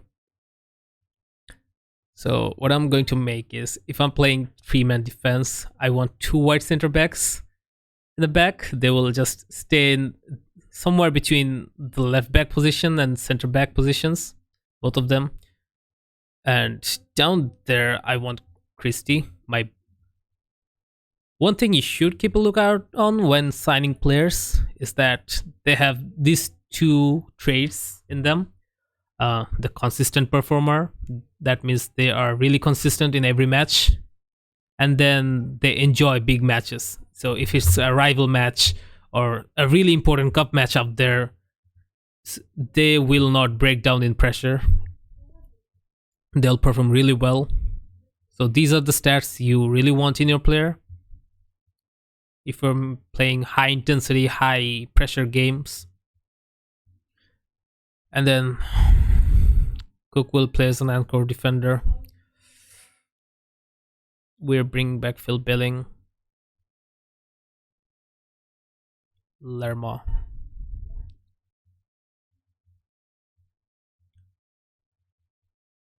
Samura up there.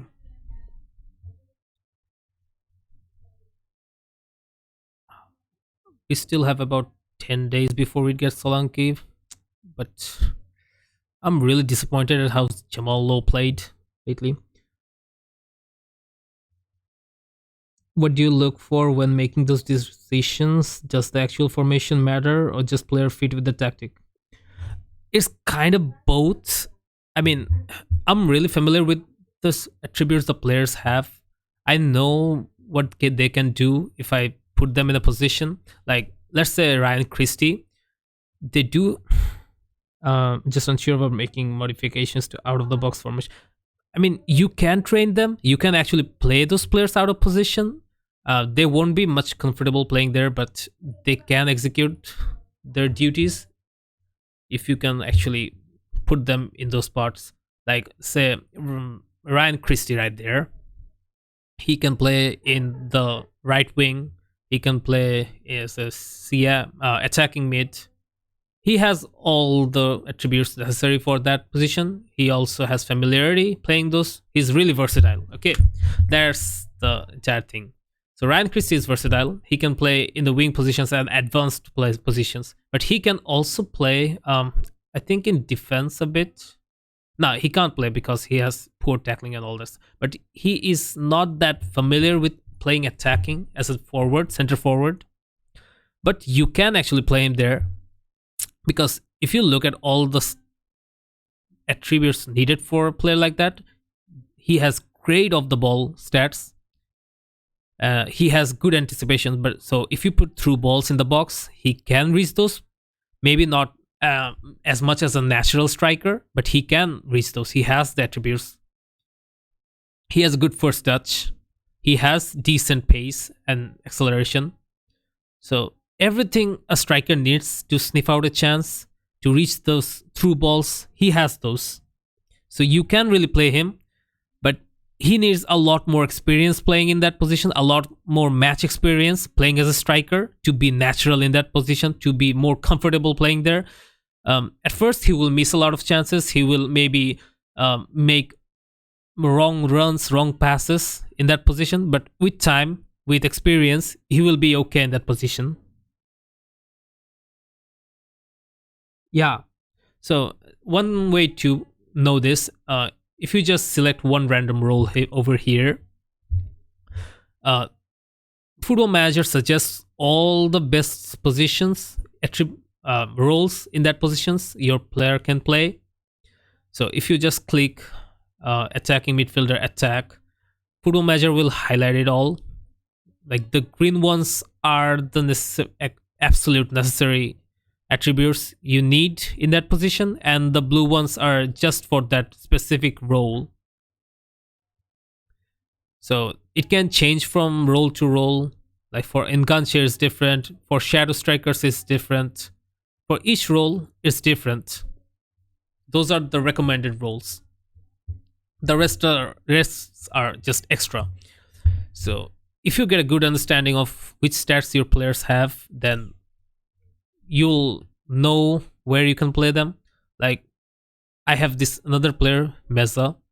He's also a good striker, good fit for a striker. He has good finishing, decent attributes, fit for a striker. But he is nowhere near natural. In fact, he can't actually play here. No, Football Manager will tell me that no suitable best roles for this position. He's not made up for that role. But if I play him, I know he will perform well there. He just won't be comfortable playing there. It's like playing Pulisic in a more defensive fullback role. He will be decent, but he won't be the best player out there. There has been a lot of players who have changed this. Like Gareth Bale used to be a fullback once in his life. Then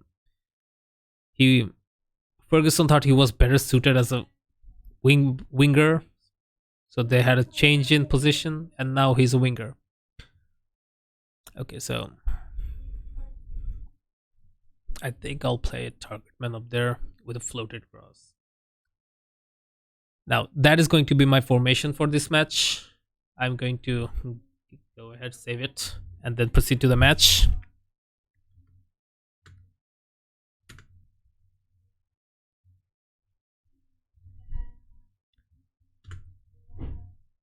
Now, there are some changes I need to make before the match starts. Like, I need to set up individual instructions for the opposition player. I have to have a quick look. Let's have a look at the striker. He has a really good acceleration and pace, so he can easily outrun my defenders. And for that, I have to have... Oh, goodness. I just put David Brooks, my attacking midfielder, in center back. I just screwed up really badly. I didn't see that. Okay. So that's not the good news. About coach suggestions, if you look at it, my coach right here is... Who's the coach? It's Gary O'Neill. Gary O'Neill is the coach right here. So if I go to staff, if I go to Gary O'Neill's profile, where is he? Gary. He should be somewhere out there.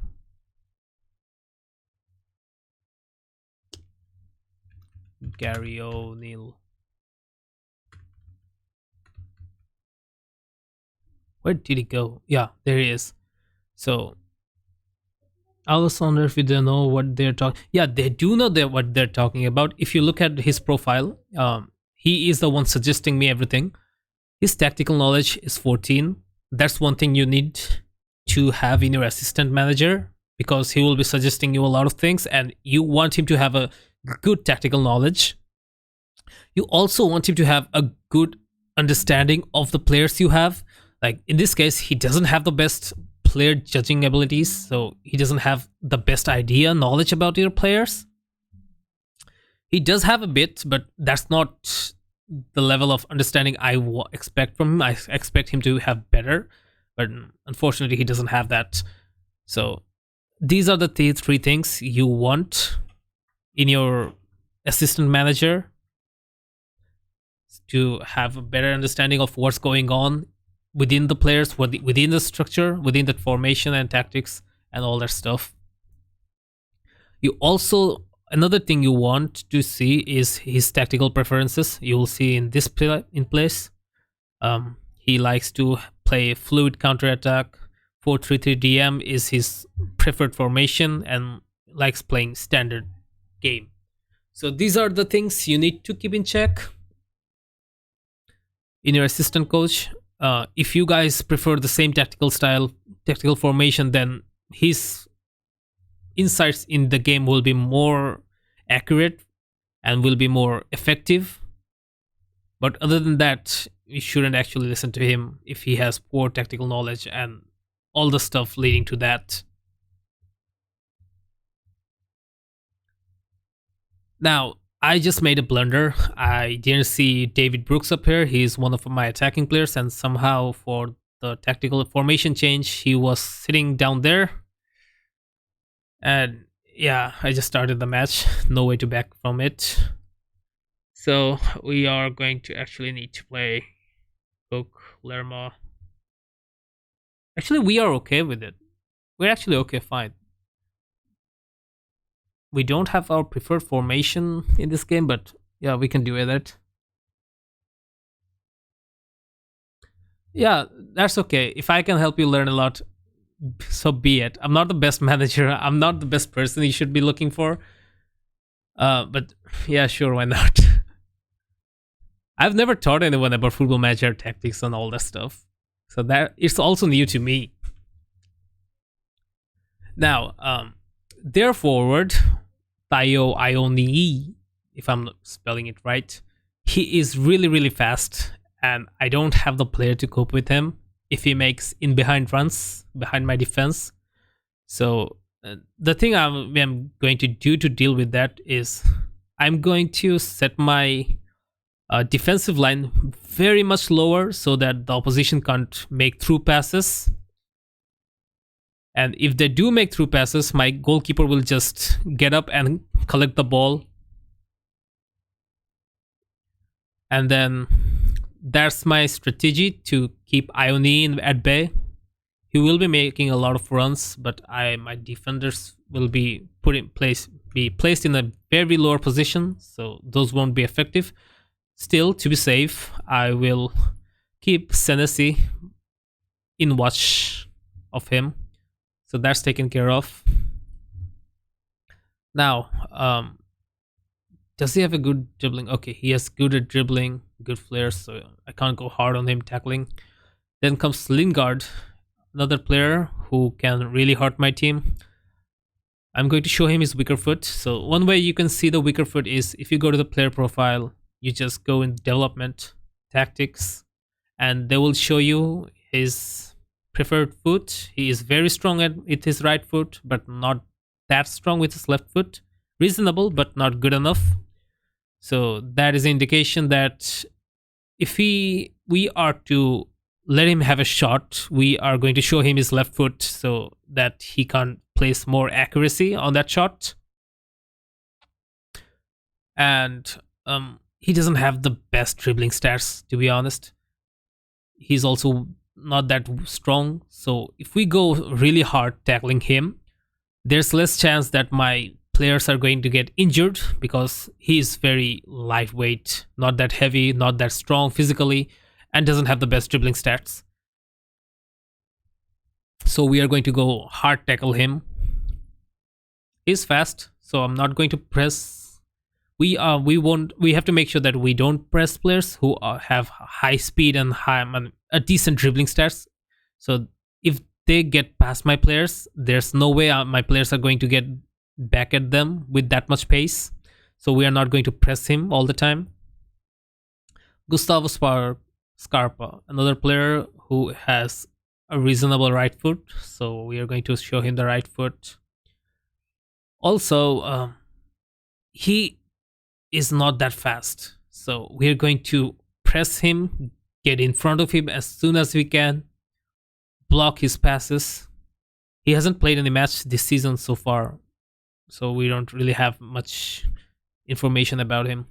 Renan Lodi, show him the right foot. Really weak right foot down there. He's fast. Let me look at his stats. So in 14 matches, he made 14 key passes. That's about 1 key passes per match. We won't be worrying much about him with the ball. Nico Williams is also have a left weak foot, so show him that. One thing that is consistent about the players are that they are all good dribblers of the ball in this team. So I can't really go hard on them, most of them. Sheik Kouyaté, another left-footed player.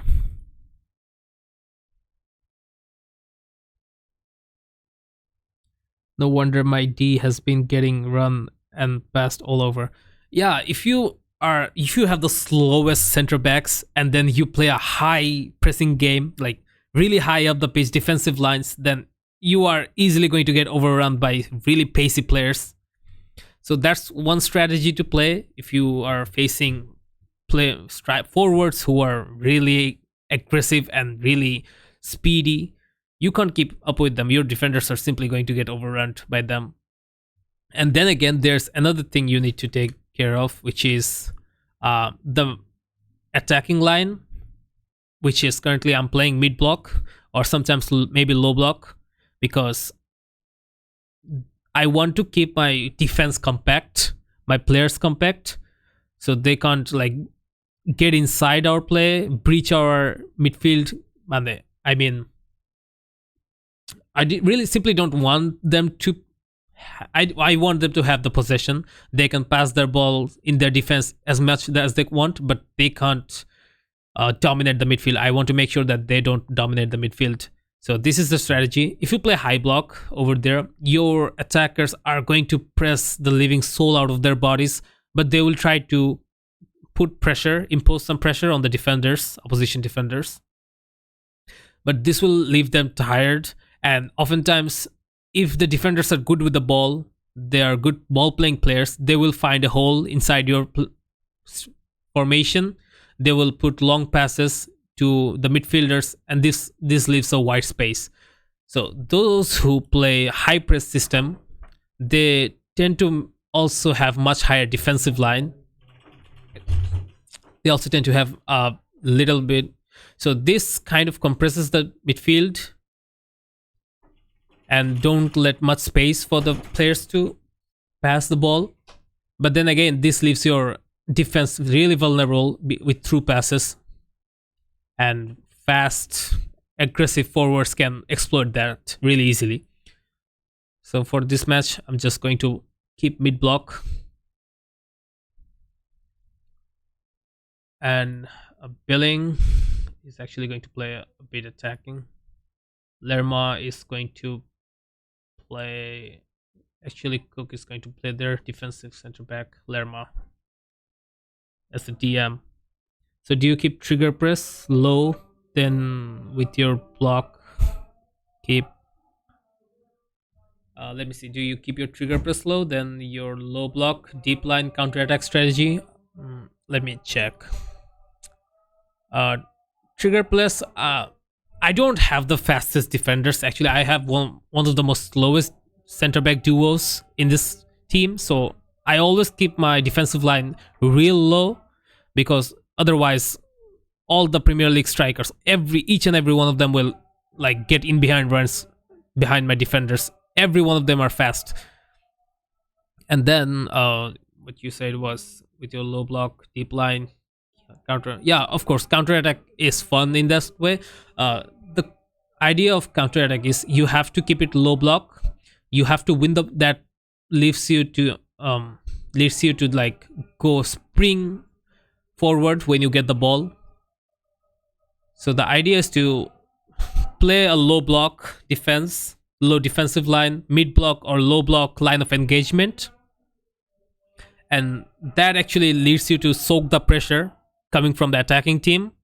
And when you get the ball, you play a higher tempo passing and shorter passing or longer passing depending on what type of physicality you have. Do you have very physical attackers? If that's the case, you can play direct pass, or else you can just keep up shorter passing. I prefer keeping the position a bit, not that much, but just a bit. So I keep it shorter passing and slightly lower tempo.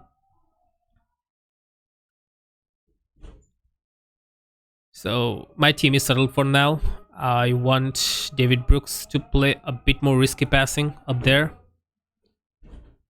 Ryan Christie, I want him to stretch the play a bit.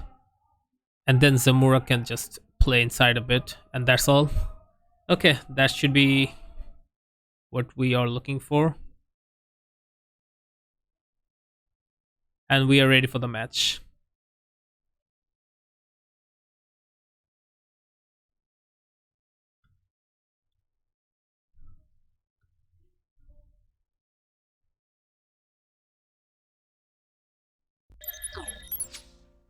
Let's begin.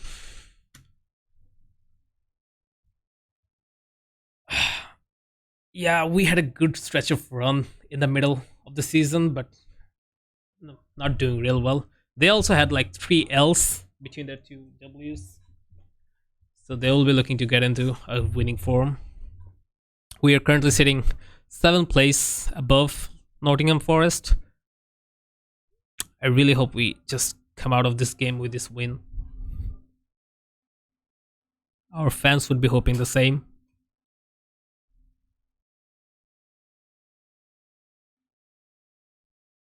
Okay, that was real easy.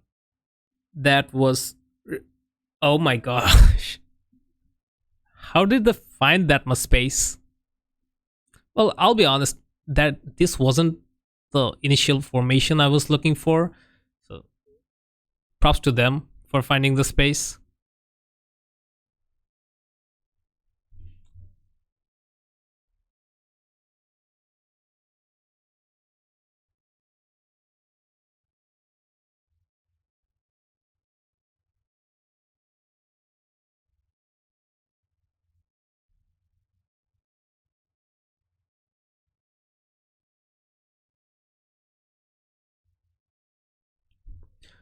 The spot where my team is struggling for now is the attacking center forward spot. We have Kiefer Moore there. He is not that fast, but my formation demands that we have fast moving forwards who is good at pressing, but also, oh my goodness, that was close. Almost got the ball to Kiefer Moore. Another thing you want here is you want to have floated cross for your more physical forwards, because Kiefer Moore, if I'm not wrong, yeah, he's 6'5". For a 6'5" forward, you want to float in the crosses inside the box. That gives them a better chance at hitting the ball, which should have been the case for the latest cross, but that was really low cross. Low crosses are good for pacier winger, but who pacier forwards, but who don't have much of a height advantage. So Billing gets the ball, he loses it. And they are going to hit us in the counter. Mefam wins the ball.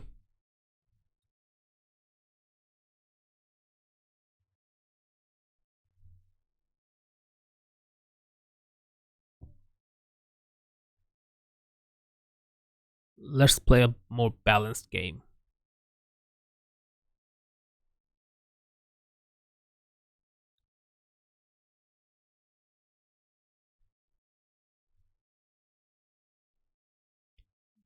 He did actually win it. Well, sliding tackle is actually fun in Football Manager.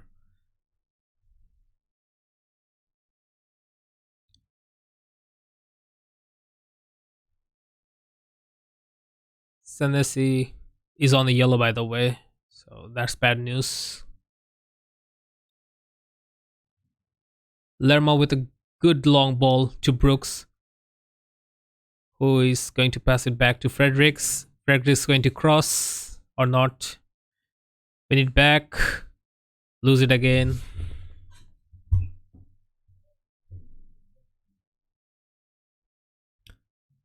We have been really struggling with injuries, with a lot of key players in our team this season. And the second thing we are struggling with is the finishing of the secondary players. They are really not good. Fully Deadwood, Kiefer Moore, Jamal Lowe, and all the players. Senesi heads it back. Christie to Zamora. Zamora with a good ball to Christie, and Bader makes a good interception.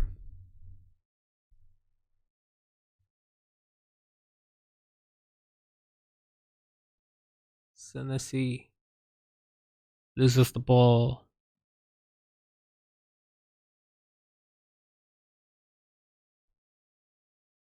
Fredericks with a good cross. Another corner. I need to actually settle out my corners. I don't want Phil Billing to take it. For some reason, Phil Billing is taking the corner.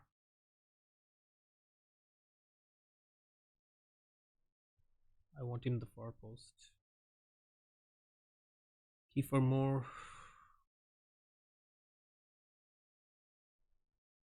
So the plan is to put the corners in the near post area where my two tallest player, Kiefer Moore and Mepham, is present to head it.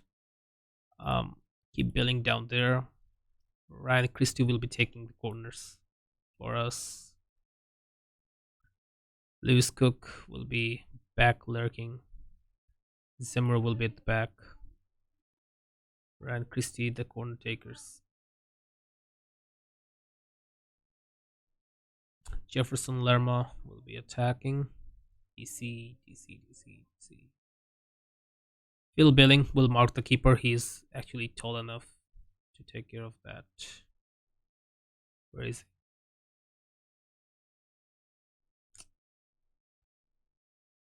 Mark keeper.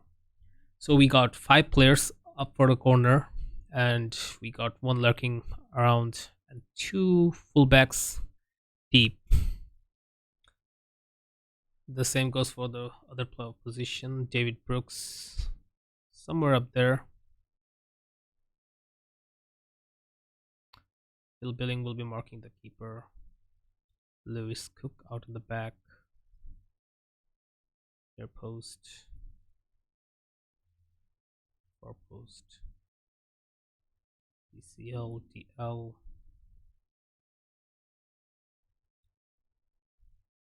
Ryan Christie will be the corner taker. David Brooks near him. Jordan Zamora. Now the instruction will be to place the ball near post. In both cases, near post. And that should be our corner routine for this match.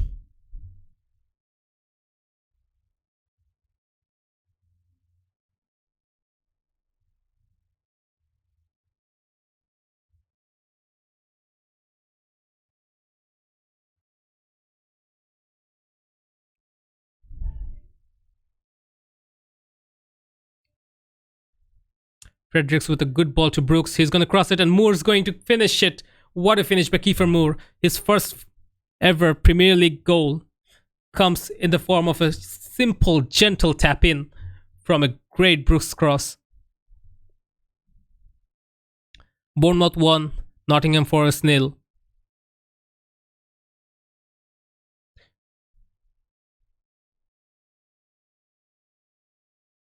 If I'm not wrong, Nottingham Forest maybe made about 14 to 15 signings this season, and so far they are still in the relegation zone. The last time I checked, they also made one more signing when the World Cup was going on. Okay, Ionia gets the ball, and what a great tackle by Lewis Cook.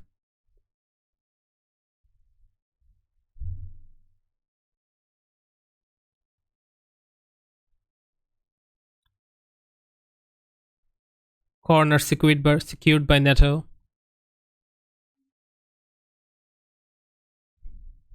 Free kick from Christie. Moore's going to head it. Great header. And even greater save by Henderson. We are actually seeing the light of this day in this match. Gustavo Scarpa, free kick from a dangerous spot. He is going to hit the wall for a corner kick. I already got 2 players in booking, so really got to be aware of that. Actually, I'm going to tell them to be a little bit easier on tackles. Senesi, I really don't want him to go easy. He'll be in charge of marking Ione, so that's that. Zemura progresses the ball up the field, passes it to Billing. Billing is 1v1. His cross will be deflected by Renan Lodi.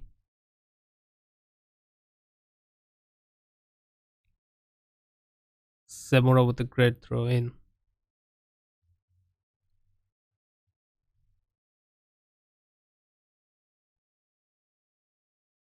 Bournemouth is actually passing the ball really great on the final third of the pitch. With what a great cross. Brooks almost gets to it. Billing will get to it. It's far over the post.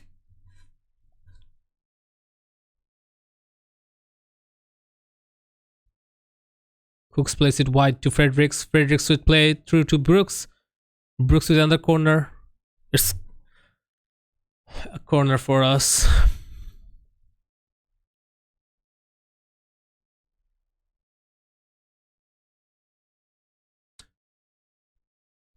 Moore is winning every single duel. I think Moore is actually going to get another one, even a hat-trick this match if he wants. He's really that good in air.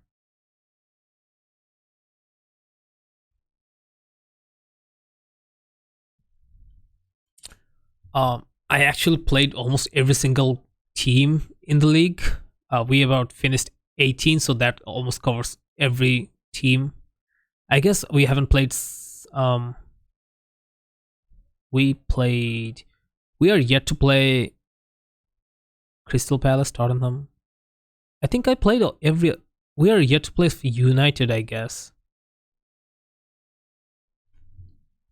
We are January. In January, we're still yet to play one more team. Or are we playing that one team? 18 matches played. I guess this is the 19th, so that makes it all the teams.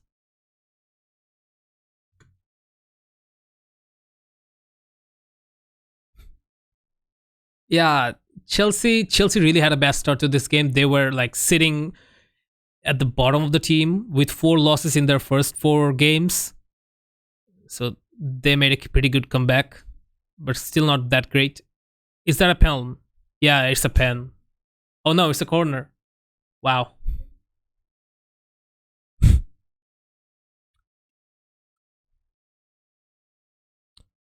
Good clearance.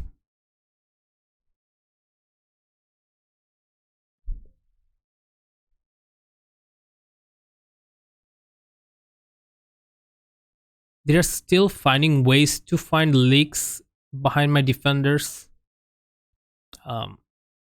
Let's see. If it goes well until the first half, then I'll probably bring in another defender. Yeah, they're still finding gaps. That's not a good sign.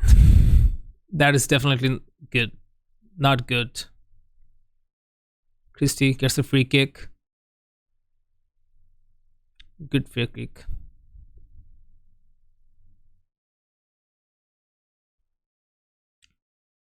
We are still dominating, so that's a good thing. But they got 4 shots in total with 3.34 xg. So they're not too far behind.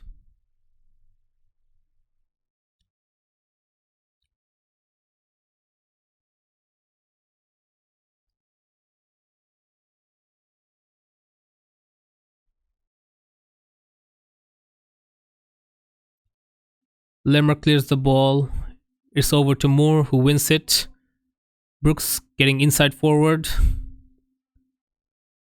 he will put a brilliant pass to Phil Billing, and the long shot is only going to reach Henderson safely. Yeah, I think we need an additional center back in that team.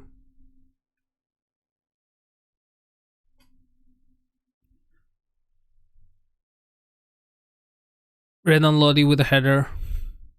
Neto is going to save. One reason why we are struggling in this match is that they are playing about 3 forward players up front. So in a lot of situations, my defenders are getting 4v3 or 3v3 even at some points. So that is putting us in a lot of defensive disadvantages. Now, what I want to do is I want to play an additional center back, get rid of maybe one winger up front. That will give us a good defensive solidarity, as well as we'll find some way to boost the attack. Let's see. I'll let the first half to end, then we'll see what to do. So that's the end of first half. Now, Lerma has already got a booking, so I can easily replace him. Brooks goes up there. Moore goes up there.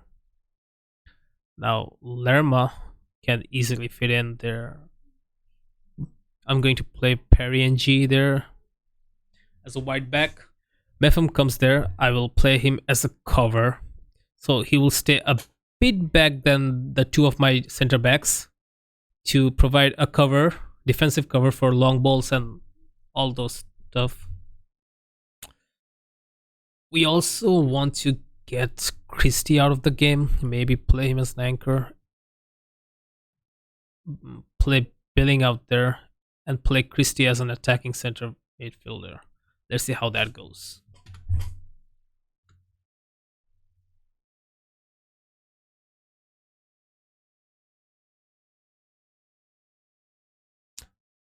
Good ball. Zemura gets the ball up front. He crosses the ball to Christie. It's brilliantly won by Bade.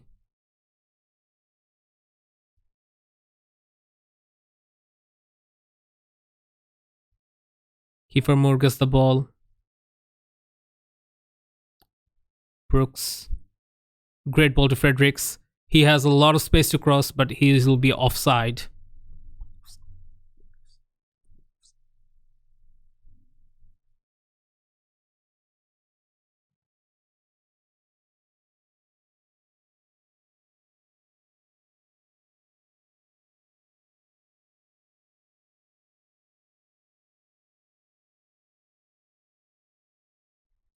Brooks gets the ball, plays it to Fredericks, who is going to stretch the game wide before crossing it to Brooks with a good shot. What a save by Henderson. Do I like Bournemouth? Well, let's say I'm a fan of Bournemouth. They are my favorite team in Premier League, in every league. I've been a fan since 2015. The way I found out about Bournemouth was actually from a FIFA save. It was FIFA 15, if I'm not wrong. I was playing. They were in the second division in FIFA.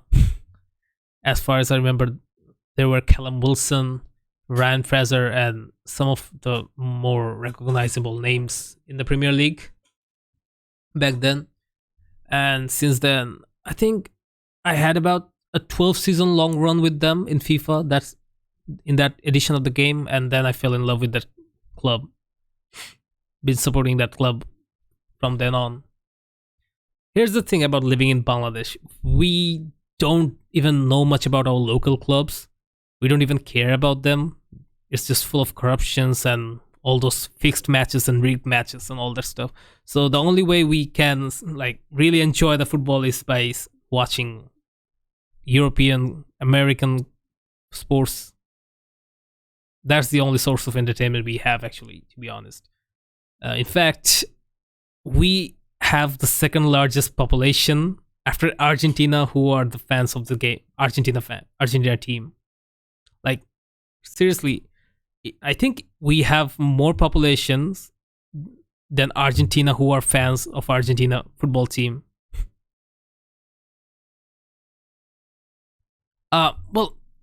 Cricket is rather easy. It's played by 10 teams, so it's not much of a competition there. We said the same about NFL and basketball. Yeah, well, NFL and basketball is actually great. Not gonna lie. Yes, they are only like US is the predominant team in every edition. NFL, I don't even think NFL is played outside US. You talk about NBL, NFL, and baseball. They're all like more of an entertainment program than sports. Like, if I'm making sense, they make a lot of money. They are made for advertisements and keeping your attention. And MLS has been doing really great in football. As far as I've heard, they are really bringing up new stuffs in football, reinventing some old stuff. And in general, they are making football entertaining again. MLS is getting better and better every year, as far as I've heard. The football is getting really, really good. They are bringing a lot of star players from abroad who are maybe at the end of their career. Yeah, they are financial products, sure, but they actually succeed at what they are doing. I mean, I would have loved to watch MLS, but they don't broadcast it here in this country. So I see random clips in the socials, and that's all the things I can watch about MLS. Lower divs are funny, and yeah, MLS is doing really well. Yeah, they are actually improving the quality. They are investing heavy amounts of money. In fact, if you look at the Premier League, Bournemouth very recently got new owners. They are Americans, Bill Foley. So every almost 50% of the owners in Premier League are American owners, American billionaires, and all this stuff. So it's when it comes to money, US is really a hot topic in sports and everything, financially and in all ways. And I think MLS is going to eclipse EPL in the coming years, maybe 10 or 20 years, but MLS is going to be the next big thing after EPL. There was this stage when Serie A was the biggest league in the world, Italian football was the hot thing, and then after Tiki Taka, La Liga kind of became popular after Spain won, and then it came back to English Premier League. So I think in the coming years, if everything goes right for them, MLS is going to be the next big thing.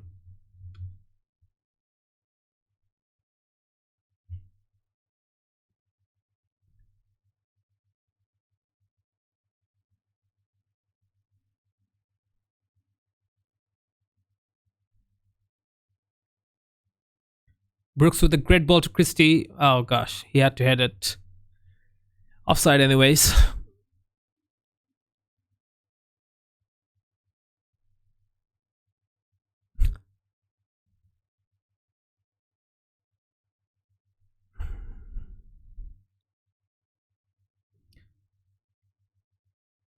Michael B. Jordan is also our new owner. He has kind of like 20% stake in the club.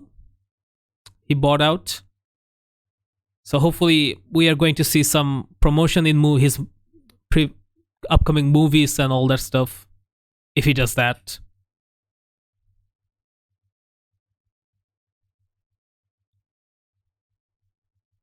Now, being owned by an American owner is has its downsides.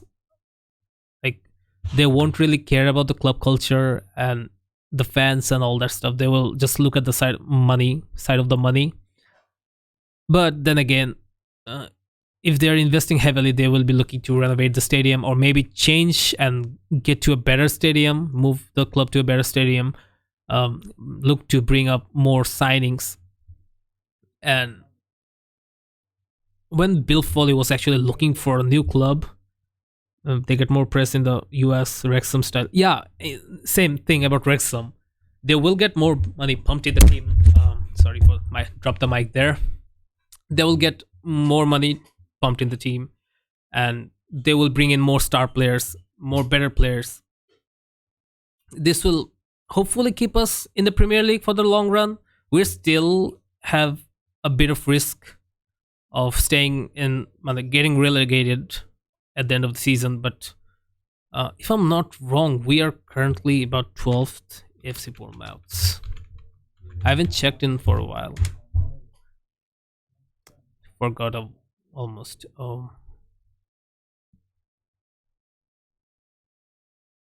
So we are currently standing 14th, about 4 runs of loss.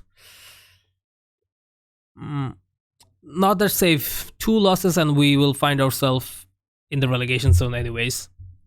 So that's not really good for us. The next match we have is against Newcastle in the AFL Cup, and then against Chelsea in the Premier League. So yeah, we are going to lose it.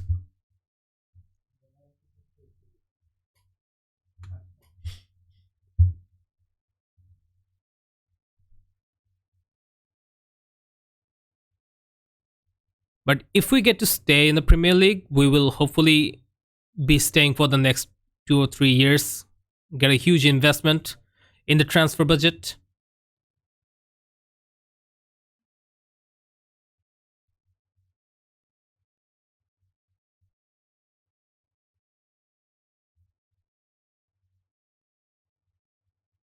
Yeah, Portsmouth used to be in the Premier League.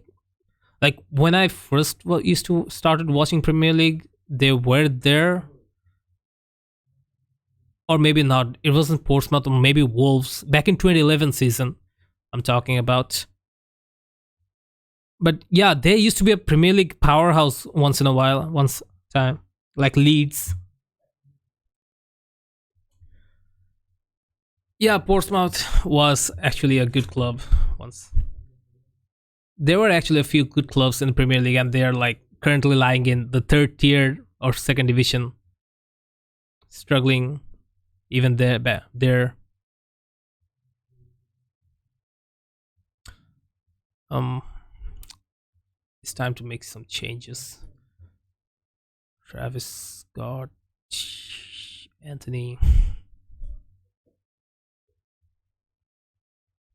There maybe Wigan. There were Wigan, West Brom, Albion. West Brom Albion is still a good club. They're actually competing for getting back in the Premier League. There was Bolton. Leeds came back. Aston Villa came back. What do they have again? We got Wolves also are back in the Premier League. So most of the big clubs are back in the Premier League. They have. When do you? I can't really remember the names. I'll have to look at it. Sheffield United. There is Huddersfield. Huddersfield is currently like struggling to stay in the championship, if I'm not wrong. So, a lot of clubs with a lot of history background is struggling in the lower depths of the Premier League. Financial mistakes and all that. Championship is actually tough. I would recommend you to follow a podcast. It's called The Price of Football by Kieran Maguire. So he said that to operate a championship club, you have to spend about 30 million euro a year, a season, every season. 30 million euro every season you have to pump out, and you will maybe get about 3 million or 4 mil in return. So staying in championship, you are always losing money. The teams are always losing money, and that's why they are frequently changing owners, seeing a change of owners. And it was really intriguing to hear about it.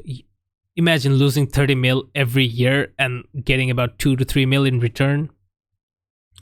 So they're still pumping the money. The owners are still pumping the money. They want to be in the Premier League because getting into the Premier League, there's all the TV rights with Sky Sports, and then you get all those sweet championship money after the season. You also get some money for promotion. And if you even get relegated, you get the parachute payment. That's about 60 mil within the course of 3 years. Yeah, Swansea was in the top flight. There was Michu, that one season wonder attacking mid.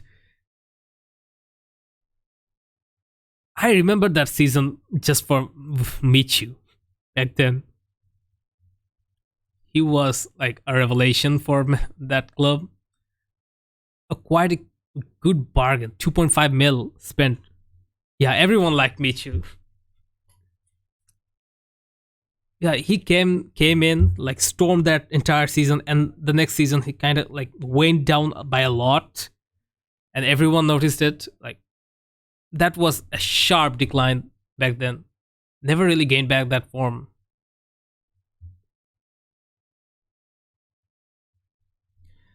There were like real classic players. Um, there was Cisse, Peter Crouch.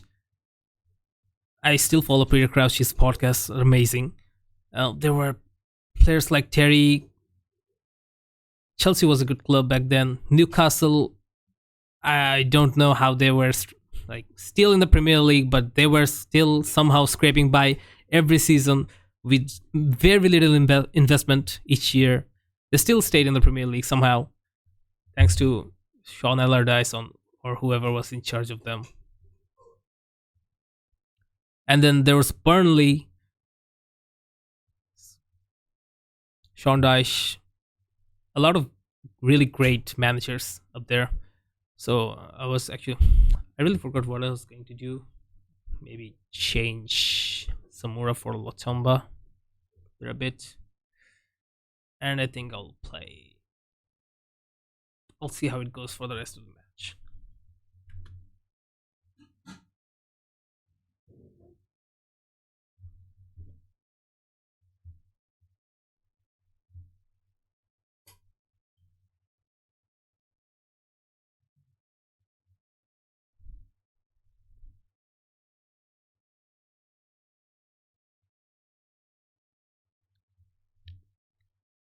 Moore is doing really great with the ball.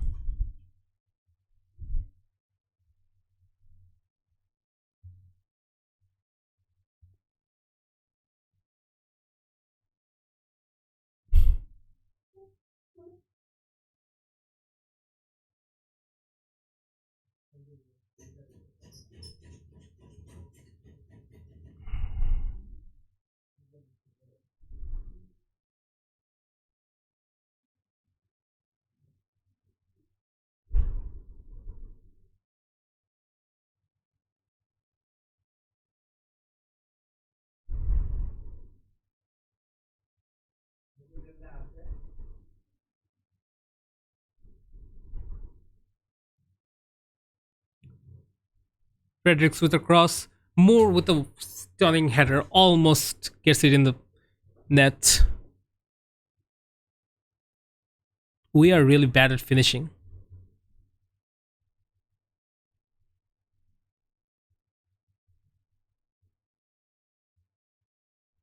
So this will take us to the ninth position.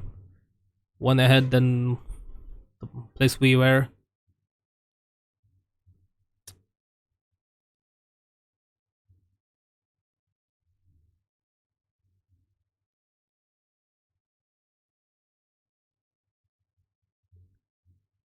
And hopefully that is going to be the win for us.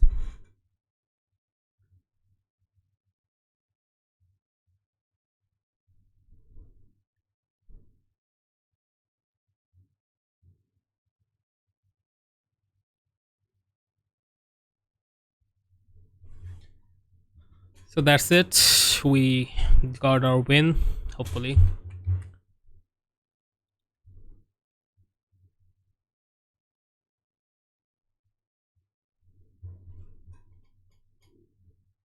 Bournemouth won, Nottingham Forest won. That takes us to, I think we're still in ninth. Yes, we are ninth after 19 matches. Chelsea have gotten back to 12th, so they are also getting points. New faces. I'm not worried because our fans. I think one part of the particular part of the game where FM should really improve is the press conference and the match interviews. They are really boring. really competitive, repetitive actually.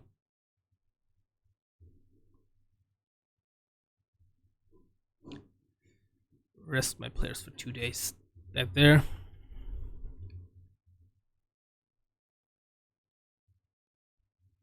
I mean, yeah, the questions are same kind of. The press just only wants controversies and all those juicy news and all that stuff. But in FM, you kind of know what to answer always.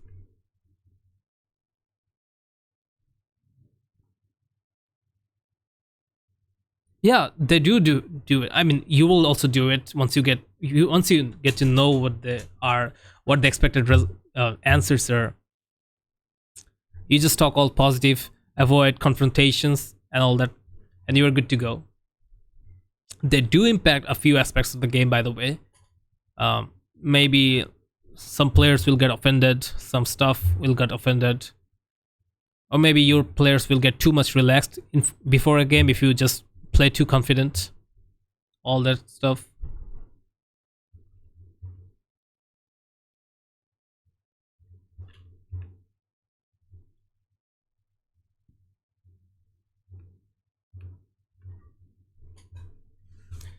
So the transfer zone window is open, and here are the players I really want to get rid of. Let me check. Kiefer Moore has to go. He is wanted actually by Sunderland. He's wanted for loan, not really transferred. Deal with complacency. I feel like my players get that emote a lot and have spammed encouraged to some. Okay, so there are a few ways to deal with that. If your players are complacent, you can go into the halftime team talk and talk about like, you guys better not get complacent or stay focused. We have to defend our lead. If that's the case, because players get complacent once you guys get ahead in the first half, and they get complacent before the second half. So that's one way to do it during the halftime team talk. And then if they do get complacent, you can demand more from them. Demand more is a shout. If you guys are ahead, then if you guys are ahead by 2 goals, then you can praise them. That will keep them going for another 10 minutes. Demand more, praise. If they're ahead by 2 goals, then praise them. That will keep them like a good motivated for 10 more minutes. That's the 2 shouts you can use, or the pre-match halftime team conversation, team talks. So Lowe wants to leave the club, I guess. Sure, I'll get rid of you the first second I can. Jamal Lowe is listed but not wanted by anyone, so it's not a good news. 3.5, 3.3. I'll let him go anyways. We are also Kiefer Moore. I'm actually going to keep him.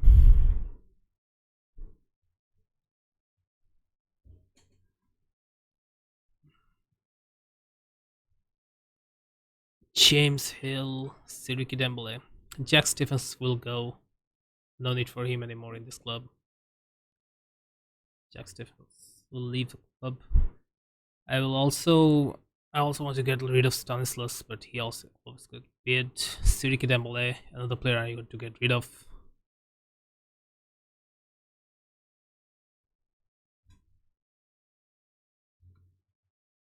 How do you create those squad connections like in your midfield? So these midfield connections will like grow over time once your players get about 15, 16 matches in, and they have played a lot of matches together, and they have played good matches where in good forms. If those forms aren't good enough, they have played really bad matches, they will be orange or red even, because these connections actually grows within mid defenders, your defensive combinations, your midfield combinations, your attacker and forward and center attacking midfielders, your fullbacks and wingbacks, But my forward and attacking midfielder didn't play that much game together. Neither did my defenders, but my center midfield three, they were almost there in every matches, and they won a lot of match, played a good football in most of those matches.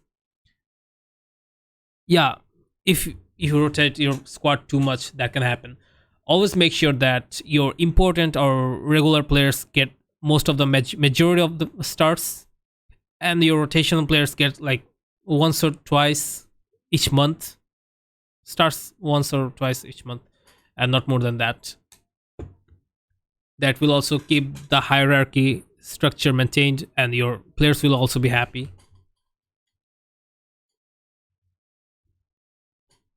Sirki Dembele got a 2 mil offer. I'll sell them for that.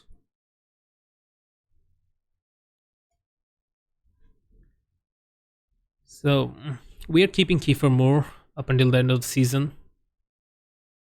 Yeah, is I really enjoyed chatting with you, bro. You, I'm not really that much an expert, anyways. I just played this game a lot. That's all. You'll also get the hang of it once you start like playing regularly. You need some serious dedication for this. Actually, the first time I got introduced to Football Manager, I remember playing it for 14 hours straight. I ditched all of my works. I spent 14 hours, 14 straight hours playing this game. This was mad. And the following days, I also played a lot of it. It can get really addicting at times.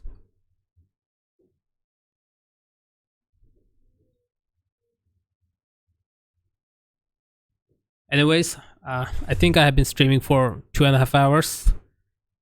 I'll be closing the stream right now. Getting a bit exhausted. So thank you for staying for all this time. It was nice, really, having a chat with you. Hopefully, we'll get to talk a lot. Good night, man.